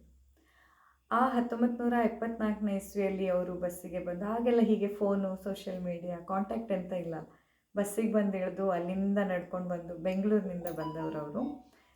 ಗುಡ್ಡ ಬೆಟ್ಟ ಹತ್ತಿ ನಡ್ಕೊಂಡು ಬರಬೇಕಿತ್ತು. ಆಗ ರೋಡೆಲ್ಲ ಇರಲಿಲ್ಲ. ಇಲ್ಲಿ ನಡ್ಕೊಂಡು ಬಂದು ಇವರ ಮನೆ ಹುಡುಕಿ ಬಂದು, ಹೀಗೆ ವಿಷಯ ಇದೆ, ಮಹೇಶ್ ಯೋಗಿ ಅವರು ಕರೀತಿದ್ದಾರೆ, ಇಂತಹ ಒಂದು ವೇದ ಪ್ರವಚನಕ್ಕೆ, ವೇದದ ವ್ಯಾಖ್ಯಾನವನ್ನು ಮಾಡೋದಕ್ಕೆ ತಾವು ಬರಬೇಕು. ನಾವು ಹೀಗೆ ಬೇರೆ ಬೇರೆ ಕಡೆಯಲ್ಲಿ ಸ್ವಿಟ್ಜರ್ಲ್ಯಾಂಡಿಗೆ, ಹಾಲೆಂಡಿಗೆ, ಬೇರೆ ಬೇರೆ ದೇಶಗಳಿಗೆ ಹೋಗುವಂಥ ಒಂದು ಕಾರ್ಯಕ್ರಮ ಇದೆ, ತಾವು ದಯವಿಟ್ಟು ಬಂದು ಸೇರಬೇಕು ಅಂತ ಕೇಳಿಕೊಂಡು ಅವರಿಗೆ ಕರ್ಕೊಂಡು ಹೋಗುವ ವ್ಯವಸ್ಥೆಯನ್ನು ಮಾಡಿರ್ತಾರೆ. ಕೆಲ ದಿನಗಳ ಹಿಂದೆ, ಅಂದರೆ ಈಗ ಜಸ್ಟ್ 2ನೇ ಬ್ಯಾಚಿನ ಇದು ಮುಗಿಯುವಾಗ ಒಂದು ದಿನ ಒಂದು ಅನ್ನೋನ್ ನಂಬರಿಂದ ಕಾಲ್ ಬರುತ್ತೆ. ಆ್ಯಂಡ್ ಆ ಕಾಲಲ್ಲಿ ಮಾತನಾಡಿದವ್ರು ಹೇಳ್ತಾರೆ, ನಾನು 1974ನೇ ಇಸ್ವಿಯಲ್ಲಿ ಅಶೋಕವನಕ್ಕೆ ಬಂದಿದ್ದೆ ಅಂತ. ಎಷ್ಟು ಅದ್ಭುತವಾದ ಒಂದು ಕ್ಷಣ ಅಂತಂದರೆ, ನನಗೆ ಈಗಲೂ ನನ್ನ ರೋಮಗಳು ಎದ್ದು ನಿಲ್ತಾ ಇದ್ದಾವೆ. ಯಾಕಂದರೆ ಆ ಒಬ್ಬ ವ್ಯಕ್ತಿ ಯಾರು ಬ್ರಹ್ಮರ್ಷಿ ದೈವರಾತ್ರನ ಸ್ವತಃ ಕಣ್ಣಾರೆ ನೋಡಿದ್ರು, ಸ್ವತಃ ಅವರ ಜೊತೆ ಒಡನಾಡಿದ್ರು, ಅಂತಹ ವ್ಯಕ್ತಿ ಮತ್ತೆ ಪುನಃ ಬರ್ತಿದ್ದಾರೆ. ಮತ್ತು ಈ ಅಶೋಕವನವನ್ನು 1974ನೇ ಇಸ್ವಿಯಲ್ಲಿ ನೋಡಿದಂಥ ವ್ಯಕ್ತಿ ಮತ್ತೆ ಪುನಃ ಈಗ ಬರ್ತಿದ್ದಾರೆ. ಅದು ಈ ರಿಟ್ರೀಟ್ ಟೈಮಲ್ಲೇ. ನಾವೀಗೇನು 15, 16, 17 ರಿಟ್ರೀಟನ್ನು ಇದು ಮಾಡಿದ್ದೀವಿ. ಅದಕ್ಕೊಂದೆರಡು ದಿನ ಮುಂಚಿತವಾಗಿ ಅವರು ಬರ್ತಿದ್ದಾರೆ. ಸೊ ಮೇ ಬಿ 13 ಅಥವಾ 14ನೇ ತಾರೀಕಿಗೆ ಅವರು ಬಂದಿರ್ತಾರೆ ಇಲ್ಲಿ. ಅವರ ಉಪಸ್ಥಿತಿಯೂ ಇರುತ್ತೆ ಈ ರಿಟ್ರೀಟ್ ಟೈಮಲ್ಲಿ. ಅವರ ಉಪಸ್ಥಿತಿಯೂ ಇರುತ್ತೆ, ಅವರು ನಮ್ಮೊಟ್ಟಿಗಿರ್ತಾರೆ. ಆ ಒಂದು ಎನರ್ಜಿನೇ ಬೇರೆ ಅಂತ ನಾನು ಭಾವಿಸ್ತೀನಿ. ಯಾಕಂತಂದರೆ ಅವರು ಈಗಲೂ ಹೇಳ್ತಾ ಇದ್ದರು ಫೋನ್ ಕಾಲಲ್ಲಿ, ಎಂತಹ ಕಳೆ ಅಂತಂದರೆ ದೈವರಾತ್ರನ ಅವರು ಸ್ವತಃ ನೋಡಿದವರಲ್ಲ, ಒಡನಾಡಿದವರು. ದೈವರಾತ್ರ ಧರ್ಮಪತ್ನಿ ಶ್ರದ್ಧಾದೇವಿ ಅವರು ಸ್ವತಃ ಅಡುಗೆ ಮಾಡಿ ಅವರಿಗೆ ಊಟ ಬಡಿಸಿದ್ದು, ಅದೆಲ್ಲ ದಿನಗಳನ್ನ ಅವ್ರು ನೆನಪು ಮಾಡ್ಕೋತಾ ಇದ್ದರು. ಮನೆಯಲ್ಲಿದ್ದವರೆಲ್ಲರ ಹೆಸರು ಅವ್ರು ನೆನಪಿಟ್ಕೊಂಡಿದ್ರು. ಹೇಳ್ತಾಯಿದ್ರು ಅವರಿದ್ದರು, ಇವರಿದ್ದರು, ಅವರಿಗೆಲ್ಲಿದ್ದಾರೆ, ಇವರಿಗೆಲ್ಲಿದ್ದಾರೆ ಅಂತೆಲ್ಲ ಕೇಳ್ತಾಯಿದ್ರು. ಹಾಗೆ ಆ ಕಾಂತಿ ಹೇಗಿತ್ತಂತಂದರೆ ಅಗ್ನಿಯ ಥರ ಅವರ ಮುಖದಲ್ಲಿ ತೇಜಸ್ಸಂತೆ. ಬ್ರಹ್ಮಶ್ರೀ ದೈವರಾತ್ರನ ಸ್ವತಃ ನೋಡಿದವರಲ್ಲ ಹೇಳ್ತಾಯಿದ್ರು, ಅವರ ಮುಖ ಹೇಗಿತ್ತು ಅಂತಂದರೆ ಅಗ್ನಿಯ ಥರ ಇತ್ತು, ಅಷ್ಟು ಹೊಳಪು, ಆದರೆ ಅಷ್ಟೇ ಸೌಮ್ಯತೆ. ಅಂದರೆ ತೀವ್ರತರವಾಗಿ ಉರಿತಾ ಇರುವ ಅಗ್ನಿಯ ಜ್ವಾಲೆಯಲ್ಲಿ ಒಂದು ಸೌಮ್ಯತೆ ಇದ್ದಾಗ ಹೇಗೆ ಅದನ್ನು ನಾವು ಅರ್ಥೈಸಿಕೊಳ್ಬೋದು, ಆ ರೀತಿಯಲ್ಲಿ ಅವರ ಮುಖ ಅರವಿಂದ ಇತ್ತು. ಅಷ್ಟು ಸುಂದರವಾದಂಥ, ಅಷ್ಟು ಕಾಂತಿಯುತವಾದಂಥ ಮುಖ ಅಂತ ಹೇಳ್ತಾಯಿದ್ರು. ನನಗೆ ಕೇಳುವಾಗಲೇ ನನಗೆ ಕಣ್ಣಲ್ಲಿ ನೀರು ಬರ್ತಾಯಿತ್ತು. ಎಷ್ಟು ಪುಣ್ಯವಂತರು ಅವರು, ಸ್ವತಃ ಇವರನ್ನು ನೋಡಿ ಅವರೊಟ್ಟಿಗೆ ಒಡನಾಡಿದವರು. ಆ್ಯಂಡ್ ಅವರನ್ನು ನೋಡೋ ಭಾಗ್ಯ ನಮಗೀಗ ಸಿಗ್ತಾ ಇದೆ, ನಾವೆಷ್ಟು ಪುಣ್ಯವಂತರು ಅಂತ. ಹಾಗೆ ಮತ್ತು ಎಸ್ಪೆಷಲಿ ನನಗೆ ಇನ್ನೊಂದು ತುಂಬ ಖುಷಿಯಾಗಿರೋದು ಯಾಕೆ ಅಂತಂದರೆ, ನನ್ನ ಅತ್ತೆ ಮಾವ ಇವರೆಲ್ಲರ ಸಮ್ಮುಖದಲ್ಲಿ ಮತ್ತೆ ಅವರು ಬರೋ ಅಂಥದ್ದು. ಆಗ ಇನ್ನೂ ಅತ್ತೆ ಬಂದಿರಲಿಲ್ಲ, ಅತ್ತೆ ಮಾವನ ಮದುವೆ ಆಗಿರಲಿಲ್ಲ. 74ನೇ ಇಸ್ವಿ ಅಂತಂದರೆ ಮಾವ ಎಲ್ಲ ಆಗ ನೋಡಿರೋದು. ಈಗ ಮತ್ತೆ ಮಾವ ಅವರನ್ನು ನೋಡುವಾಗ ಅವರಿಂದ ಆ ಮಾತುಗಳು ಮತ್ತು ಆ ಹಳೆಯ ನೆನಪುಗಳನ್ನೆಲ್ಲ ಅವರು ಮೆಲುಕು ಹಾಕುವಾಗ ಎಷ್ಟು ಖುಷಿಯಾಗ್ಬೋದು ನನ್ನ ಮಾವನವರಿಗೆ.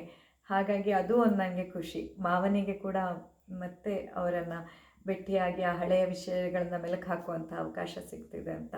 ಸೊ ಇದು ಒಂದು ಅದ್ಭುತವಾದ ವಿಷಯ, ನಾನು ನಿಮ್ಮೊಟ್ಟಿಗೆ ಶೇರ್ ಮಾಡ್ಕೊಳ್ಬೇಕಿತ್ತು. ಆಗ ಮಹೇಶ್ ಯೋಗಿ ಇನ್ಸ್ಟಿಟ್ಯೂಷನಿಂದ ಬಂದವರು ಮತ್ತೆ ಪುನಃ ಈ ಥ್ಯಾಂಕ್ಸ್ ಟು ಆ ಸೋಷಿಯಲ್ ಮೀಡಿಯಾ ಅವರಿಗೆ ಅವರು ಆ್ಯಕ್ಚುಲಿ ಸೋಷಿಯಲ್ ಮೀಡಿಯಾದಲ್ಲಿ ನೋಡಿದ್ದಲ್ವಂತೆ. ಫಸ್ಟು ಹಾಲೆಂಡ್ನ ಅವರ ಇನ್ಸ್ಟಿಟ್ಯೂಷನಿಂದ ಕಾಲ್ ಬರುತ್ತಂತೆ, ಅಲ್ಲಿಯ ಕನ್ನಡಿಗರು ನೋಡಿದಾಗ ಹೀಗೆ ಬ್ರಹ್ಮಶ್ರೀ ದೈವರಾತ್ರನ ಅವ್ರು ನೆನಪಿಟ್ಕೊಂಡಿದ್ದಾರೆ ನೋಡಿ. ಹಾಲೆಂಡ್ನಲ್ಲಿರ್ಬೋದು, USA ಆಗಿರ್ಬೋದು, ಸ್ವಿಟ್ಜರ್ಲ್ಯಾಂಡಲ್ಲಿ ಆಗಿರ್ಬೋದು, ಬ್ರಹ್ಮಶ್ರೀ ದೈವರಾತ್ರು ಎಲ್ಲೆಲ್ಲಿ ಹೋಗಿದ್ದಾರೆ.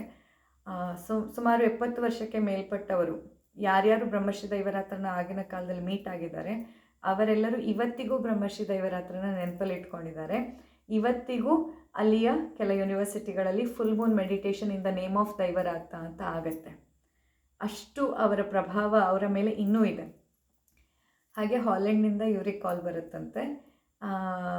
ಮಹೇಶ್ ಯೋಗಿ ಅವ್ರ ಜೊತೆ ಬಂದಿದ್ರಲ್ಲ ಋಷಿ ದೈವರಾತ್ರ, ಅವರ ಕುಟುಂಬದವರು ಏನೋ ಆ್ಯಕ್ಟಿವಿಟಿ ನಡೆಸ್ತಿದ್ದಾರೆ, ಮತ್ತು ಅಲ್ಲಿ ಆಸ್ಪತ್ರೆ ಏನೇನೋ ಆಯುರ್ವೇದದ ಬಗ್ಗೆ ಏನೋ ವರ್ಕ್ ನಡೀತಿದೆ ಅಂತ ಅನಿಸುತ್ತೆ.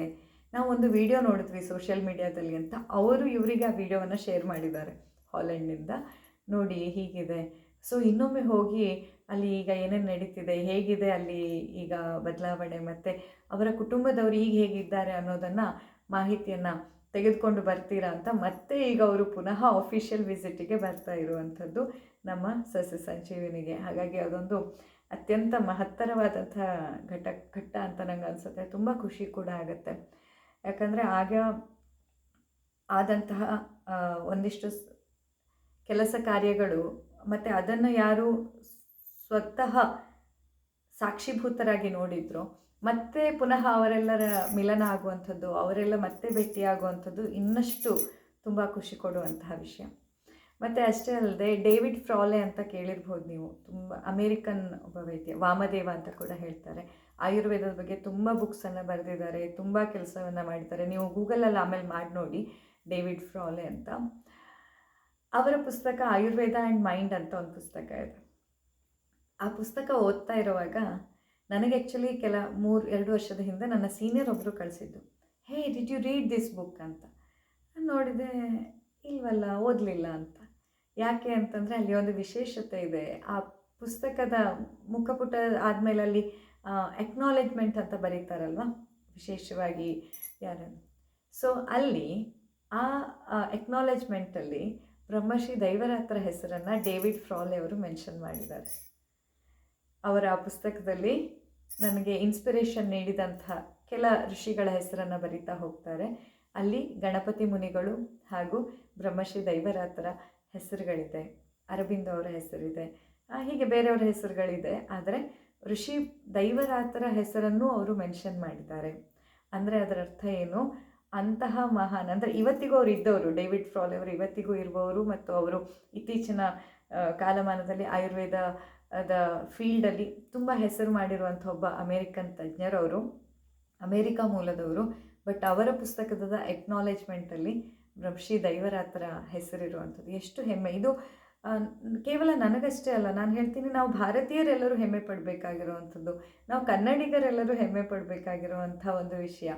ಯಾಕಂದರೆ ಯಾವುದೋ ಒಬ್ಬ ಅಮೇರಿಕದ ತಜ್ಞ ನಮ್ಮ ಈ ಕರ್ನಾಟಕದ ಈ ಉತ್ತರ ಕನ್ನಡ ಜಿಲ್ಲೆಯ ಈ ಋಷಿ ದೈವರಾತ್ರ ಹೆಸರನ್ನು ಅವರ ಪುಸ್ತಕದಲ್ಲಿ ಎಕ್ನಾಲೇಜ್ಮೆಂಟಲ್ಲಿ ಮೆನ್ಷನ್ ಮಾಡ್ತಾರೆ ಅಂತಂದರೆ ಅದು ಎಂತಹ ವ್ಯಕ್ತಿತ್ವ ಆಗಿರ್ಬೋದು ನೋಡಿ. ಅದಕ್ಕೆ ಗುರು ಅಂದರೆ ಬೃಹದಾಕಾರ ಅಂತ ಹೇಳೋದು ಅದೇ ಕಾರಣಕ್ಕೆ. ಅವರ ವ್ಯಾಪ್ತಿ, ಅವರ ಪ್ರಭಾವ ಎಷ್ಟು, ಎಲ್ಲಿ, ಹೇಗೆ ಅನ್ನೋದು ನಮ್ಮ ಕಲ್ಪನೆಗೂ ಮೀರಿದ್ದು.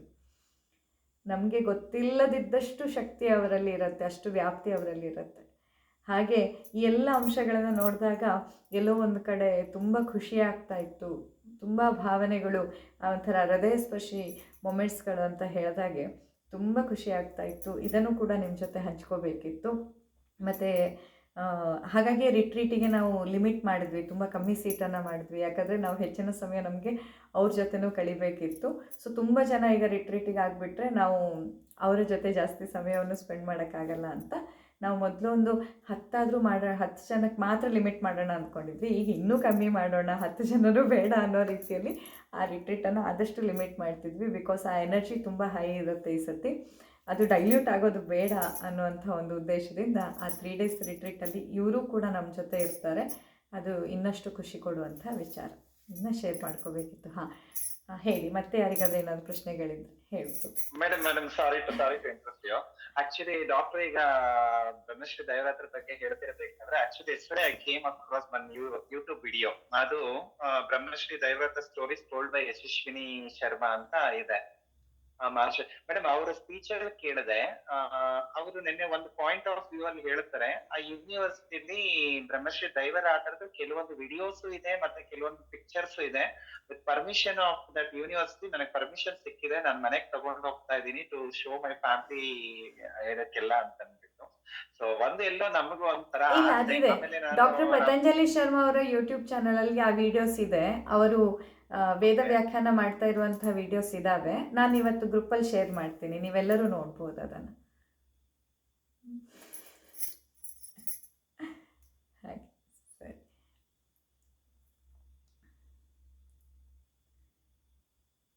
ಮೇಡಮ್ ಮತ್ತೆ ಶ್ವೇತಾ ಅಂತ. ಒಂದ್ ನಿಮಿಷ ಮೇಡಮ್ ಕ್ಲಾಸ್ 3rd ಅಲ್ಲಿ ನೇಚರ್ ಚಾರ್ಟ್ ಅಬೌಟ್ ವಾತ ಪಿತ್ತ ಕಫ ಬಗ್ಗೆ ಹೇಳಿದೀರಾ ನೀವು. ಸೊ ಆ ಇದ್ರಲ್ಲೇ ಮೇಡಮ್ ಅದು ನನಗೆ ಒಂದು ಇದು, ನಾನು ಫುಲ್ ಕ್ಲಾಸ್ ಮಾಡಿದಾಗ ಡಾಕ್ಟರ್ ಅದ್ರಲ್ಲಿ ಒಂದು ಚಾರ್ಟ್ ನಿಮಗೆ ನೀವು ಬರ್ಕೊಳ್ಳಿ ಅಂತ ಹೇಳಿದ್ದಾರೆ. ಸೊ ಒಂದೊಂದು ಪಾಯಿಂಟ್ ಹಾಕೊಳ್ತಾ ಹೋಗಿ ಎಲ್ಲೆಲ್ಲಿ ಅಂತ ಅನ್ಬಿಟ್ಟು ಅಂತ. ಆಕ್ಚುಲಿ ನಾನು ಸಸ್ಯಸಂಜೀವನಿಗೆ ಬಂದಾಗ ಪತಂಜಲಿ ಡಾಕ್ಟರ್ ಅವರು ನನ್ನ ಎಕ್ಸಾಮಿನೇಷನ್ ಮಾಡಿ so I follow in to the content of ವಾತ ಅಂತ ಕೊಟ್ಟಿದ್ರು. ಸೊ ಅವತ್ತಿನ ದಿವಸದಿಂದ ಅವ್ರು ಏನೇನ್ ಫಾಲೋ ಮಾಡ್ಕೋಬೇಕು, ಆಮೇಲೆ 1.5 month ವರೆಗೂ ಮೆಡಿಸಿನ್ಸ್ ಕೊಟ್ಟಿದ್ರು, ಅದನ್ನ ಫಾಲೋ ಮಾಡ್ಕೊಂಡ್ ಬಂದ್ವಿ. ಅದ್ಭುತವಾಗಿತ್ತು. ಮತ್ತೆ ಅದು ಫ್ಲಕ್ಚುಯೇಷನ್ ಆಯ್ತು, ಆಲ್ಮೋಸ್ಟ್ 1 year ಆಗೋಯ್ತು ನನ್ ಬಂದು. ಸೊ ಬಟ್ ಫುಡ್ ಅಲ್ಲಿ ನಾನು ಇದನ್ನ ಮಾಡ್ಕೊಂತಿದ್ದೆ. ಬಟ್ ಈ ಕ್ಲಾಸ್ ನಾನು ಪೂರ್ತಿ ಕೇಳಿದಾಗ ಅಲ್ಲಿ ನನಗೆ ಒಂದ್ ರೀತಿಲಿ ಫ್ಲಕ್ಚುಯೇಟ್ ಆಗಿದೆ ನನ್ನ ಪಾಯಿಂಟ್ಸ್ ಎಲ್ಲಾನು. ಅದು ಕೆಲವೊಂದು ನಾನು ವಾತದಲ್ಲೂ ಬರ್ತಾ ಇದ್ದೀನಿ, ಕೆಲವೊಂದು ಪಿತ್ತದಲ್ಲೂ ಇದೆ, ಸ್ವಲ್ಪ ಕಡಿಮೆ ಪಾಯಿಂಟ್ ಕಫದಲ್ಲೂ ಇರುತ್ತೆ. ಸೊ ನನಗೆ ಇಲ್ಲೊಂದು ಇದು ಅಂದ್ರೆ ನಾವು ಎಲ್ಲಾ ಕ್ಯಾಟಗರಿಗೂ ಫಾಲೋ ಆಗ್ತಾ ಇರ್ತೀವ, ಅದು ಫ್ಲಕ್ಚುಯೇಟ್ ಆಗ್ತಾ ಇರುತ್ತಾ ಅಥವಾ ಒಂದ್ರಲ್ಲೇ ಇರ್ತೀವ? ನೋಡಿ, ನಮ್ಮೆಲ್ಲರಲ್ಲಿ ವಾತ ಪಿತ್ತ ಕಫ ಎಲ್ಲದೂ ಇದ್ದೇ ಇರುತ್ತೆ. ಅದರಲ್ಲಿ ಯಾವುದು ಡಾಮಿನೇಟ್ ಆಗಿದೆ, ಯಾವುದು ಜಾಸ್ತಿ ಇದೆ ಅನ್ನೋದನ್ನು ಕನ್ಸಿಡರ್ ಮಾಡಬೇಕು ಒಂದು. ಆ್ಯಂಡ್ ಎರಡನೇದಾಗಿ ಋತುವಿಗನುಸಾರವಾಗಿ, ವಯಸ್ಸಿಗನುಸಾರವಾಗಿ, ರೋಗಕ್ಕನುಸಾರವಾಗಿ ಇದು ಬದಲಾಗುತ್ತೆ. ಮತ್ತು ನಾನು ಕೊಟ್ಟಿರುವಂತಹ ಚಾರ್ಟ್ ನಿಮಗೆ ನಿಮ್ಮ ಪ್ರಕೃತಿಯನ್ನು ಹೇಳುತ್ತೆ. ಇಲ್ಲಿ ಸಸ್ಯ ಸಂಜೀವನಿಗೆ ಬಂದಾಗ ಮಾಡಿದ ನಾಡಿ ಪರೀಕ್ಷೆ ನಿಮ್ಮ ವಿಕೃತಿಯನ್ನು ಹೇಳುತ್ತೆ, ಅಂದರೆ ಯಾವುದು ಡಿಸ್ಟರ್ಬ್ಡ್ ಸ್ಟೇಟಲ್ಲಿದೆ ಅದನ್ನು ಹೇಳುತ್ತೆ.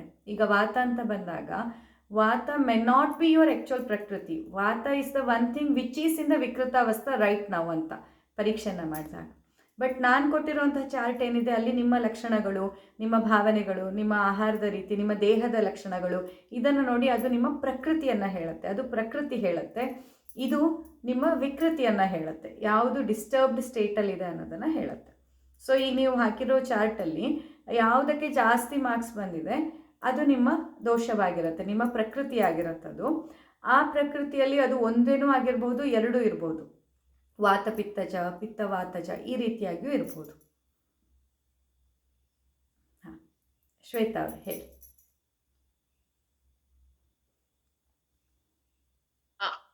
ನನ್ನ ಹೆಸರು ಶ್ವೇತಾ, ನಾನು ಸೆಕೆಂಡ್ ಬ್ಯಾಚ್ ಅಲ್ಲಿ ಇದ್ದೆ. ಸೊ ಈ ಸೆಷನ್ ಸೇರ್ಕೊಂಡು ನಂಗೆ ಒಂದು ಮೇನ್ ಥಿಂಗ್ ನಾನು ಏನು ಕಲ್ತ್ಕೊಂಡೆ ಅಂದ್ರೆ ಆನಂದಮಯ ಕೋಶನ ಸೇಫ್ ಗಾರ್ಡ್ ಮಾಡ್ಕೊಳ್ಳೋದು. ಸೊ ಅದನ್ನ ಸೇಫ್ ಗಾರ್ಡ್ ಮಾಡ್ಕೊಳ್ಳೋಕೆ ನೀವು ಎಲ್ಲಾ ಟೂಲ್ಸ್ ಹೇಳ್ಕೊಟ್ರಿ. ದೇರ್ ಸೋ ಮೆನಿ ಥಿಂಗ್ಸ್ ನೀವು ಹೇಳ್ಕೊಟ್ರಿ. But end of the day ಆನಂದಮಯ ಕೋಶನ ಹೆಂಗೆ ನೀವು ಸೇಫ್ ಗಾರ್ಡ್ ಮಾಡ್ಕೋಬೇಕು and how to be in that state ಅಂತ ನೀವು ಹೇಳ್ಕೊಟ್ರಿ. So that is the main thing. ನಂಗೆ ತುಂಬಾ ಹೆಲ್ಪ್ ಆಯ್ತು. ಈ ಸೆಷನ್ ಸೇರ್ಕೊಳ್ಳೋಕ್ ಮುಂಚೆ ನಾನು ಆನ್ಲೈನ್ ಅಲ್ಲಿ ಬೇರೆ ಬೇರೆ ಕಂಟೆಂಟ್ ನೋಡ್ತಾ ಇದ್ದೆ, ಅದ್ ಕಲ್ತ್ಕೊಂತಾ ಇದ್ದೆ.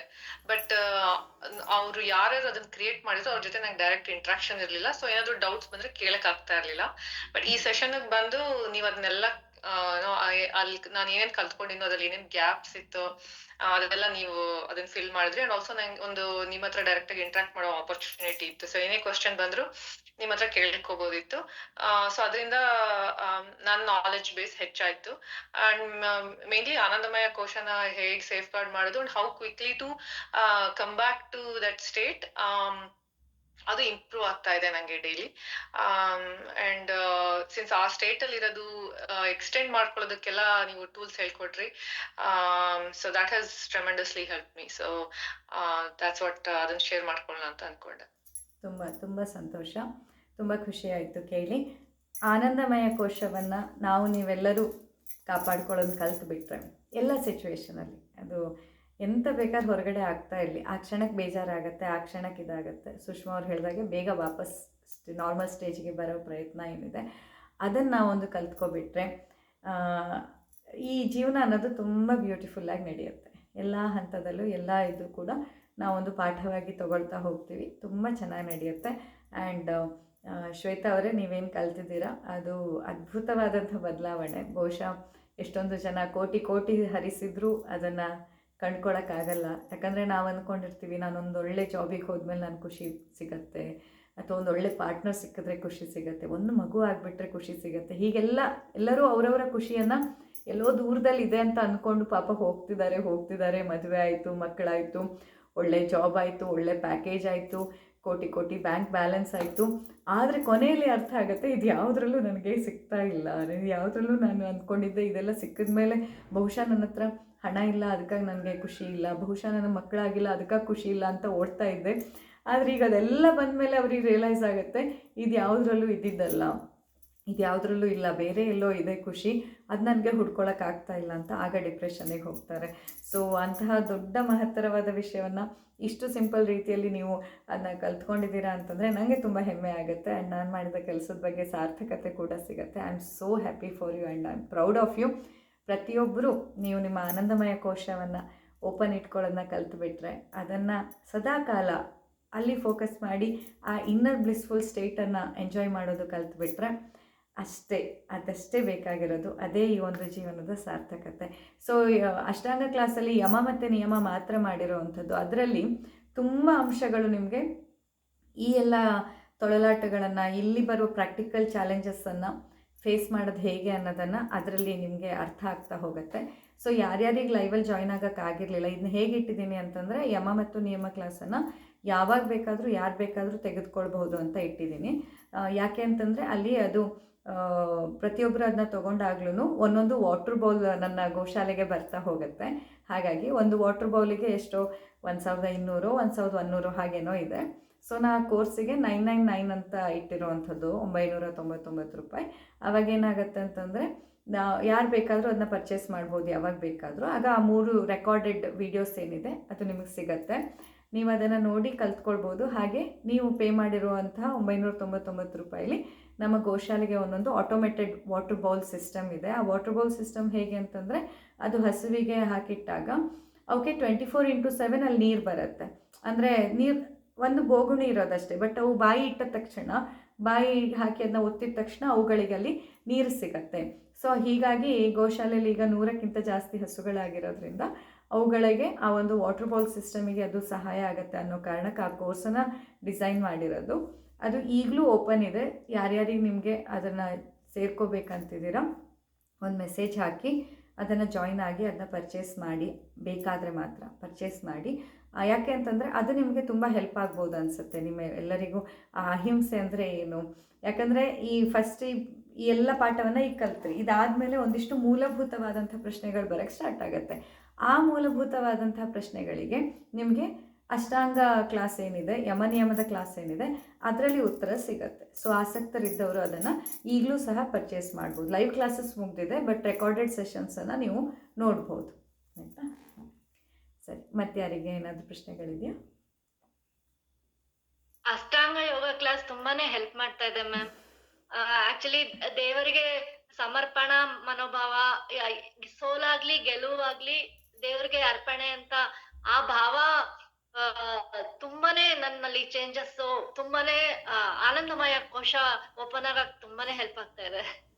ಅದೇ ಎಲ್ಲದೂ ಒಂದಕ್ಕೊಂದು ಇಂಟರ್ಲಿಂಕ್ಡ್ ಅಂತ. ನಮ್ಮಲ್ಲಿ ಆಯುರ್ವೇದ ಇರ್ಬೋದು, ವೇದಾಧ್ಯಯನ ಆಗಿರ್ಬೋದು, ಯೋಗದ ಅಭ್ಯಾಸ ಆಗಿರ್ಬೋದು, ಜ್ಯೋತಿಷ್ಯ ಆಗಿರ್ಬೋದು, ಇವೆಲ್ಲ ಬೇರೆ ಬೇರೆ ಅಲ್ಲ, ಎಲ್ಲ ಎಲ್ಲೆಲ್ಲೋ ಉತ್ತರ ದಕ್ಷಿಣದಲ್ಲಿರೋದಲ್ಲ. ಇವೆಲ್ಲವೂ ಅವಿನಾಭಾವವಾಗಿ ಹೆಣೆದುಕೊಂಡಿರುವಂಥದ್ದು ನಮ್ಮ ಜೀವನವನ್ನು ಸುಂದರಗೊಳಿಸಲಿಕ್ಕೆ, ಜೀವನದ ಪ್ರತಿ ಕ್ಷಣವನ್ನು ಮತ್ತು ನಮ್ಮ ದೇಹದ ಪ್ರತಿ ಅಂಶವನ್ನು, ನಮ್ಮ ಜೀವನದ ಪ್ರತಿ ಅನುಭವವನ್ನು ಸರಳೀಕರಣಗೊಳಿಸ್ಲಿಕ್ಕೆ ಇವೆಲ್ಲದೂ ಇರೋದು. ನಾವಾದರೆ ಇದೆಲ್ಲ ಬೇರೆ ಬೇರೆ ಅಂತ ಅಂದ್ಕೊಬಿಟ್ಟಿದ್ದೀವಿ. ಹಾಗಲ್ಲ, ಎಲ್ಲ ಒಂದಕ್ಕೊಂದು. ಅದೇ ಇನ್ನು ಮುಂದೆ ಮುಂದೆ ನೀವು ಕಲಿತಾ ಹೋದ, ಈಗೆಲ್ಲ ಏನಾಗ್ತಿತ್ತು ನಿಮಗೆ ಮೊದಲೆಲ್ಲ, ಎಲ್ಲ ಒಂದೊಂದು ಕಲಿತಾ ಹೋದ ಹಾಗೆ ಕನ್ಫ್ಯೂಷನ್ ಹೆಚ್ಚಾಗ್ತಿತ್ತು. ಬಿಕಾಸ್ ಒಂದಕ್ಕೊಂದು ಎಲ್ಲ ಕಾಂಟ್ರಾ ಇಂಡಿಕೇಟೆಡ್ ಅನಿಸ್ತಿತ್ತು.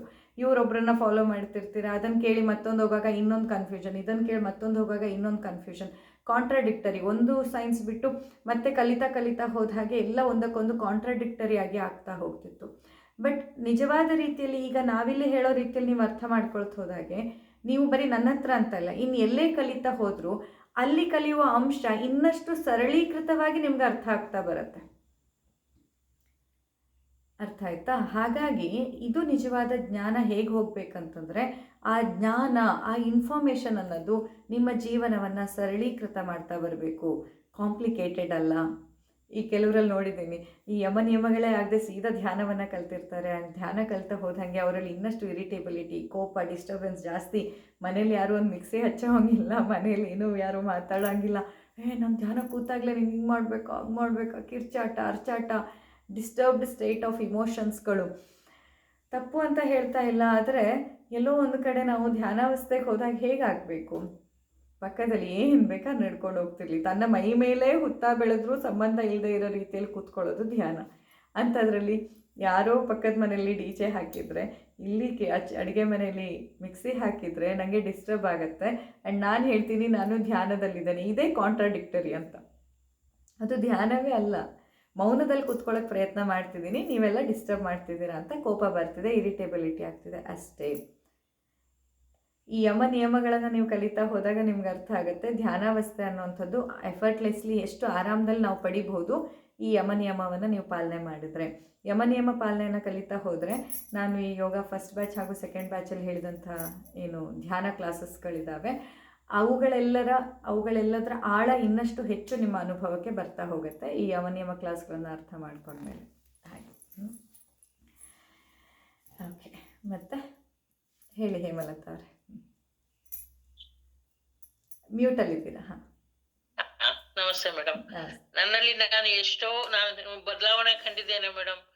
ಅದು ಈ ತರದ್ದು ನಮ್ಗೆ ನಿಮ್ಮ ಇದು ನಮ್ಗೆ ಮೊದ್ಲು ಎಷ್ಟೋ ವರ್ಷದ ಮೊದ್ಲು ಸಿಕ್ಕಿದ್ರೆ ನಮ್ಮಲ್ಲಿ ಎಷ್ಟೋ ಚೇಂಜಸ್ ಆಗ್ತಾ ಇತ್ತು. ಆರೋಗ್ಯದಲ್ಲಿ ಎಷ್ಟೋ ಸುಧಾರಣೆ ನನ್ಗೆ ಕಂಡು ಬರ್ತಾ ಇದೆ ಮೇಡಮ್. ಈಗ ಮೊದ್ಲು ನನ್ಗೆ ಸ್ವಲ್ಪ ತುಂಬಾ ಡಿಸ್ಟರ್ಬ್ ಸ್ಲೀಪ್ ಇತ್ತು, ಈಗಂತೂ ಸೌಂಡ್ ಸ್ಲೀಪ್. ಅದು ಏನು ಪ್ರಾಬ್ಲಮ್ ಇಲ್ಲ. 4:30 ಆಗೋಷ್ಟೊತ್ತಿಗೆ ಅದು ಎಲ್ರಂ ಬೇಕೇಳಿಲ್ಲ, ಎದ್ಬಿಟ್ಟು ಸರಿ ಆಯ್ತು ಅಂತ ತಿಳ್ಕೊಂಡು ಅಷ್ಟು sound and com sleep madam.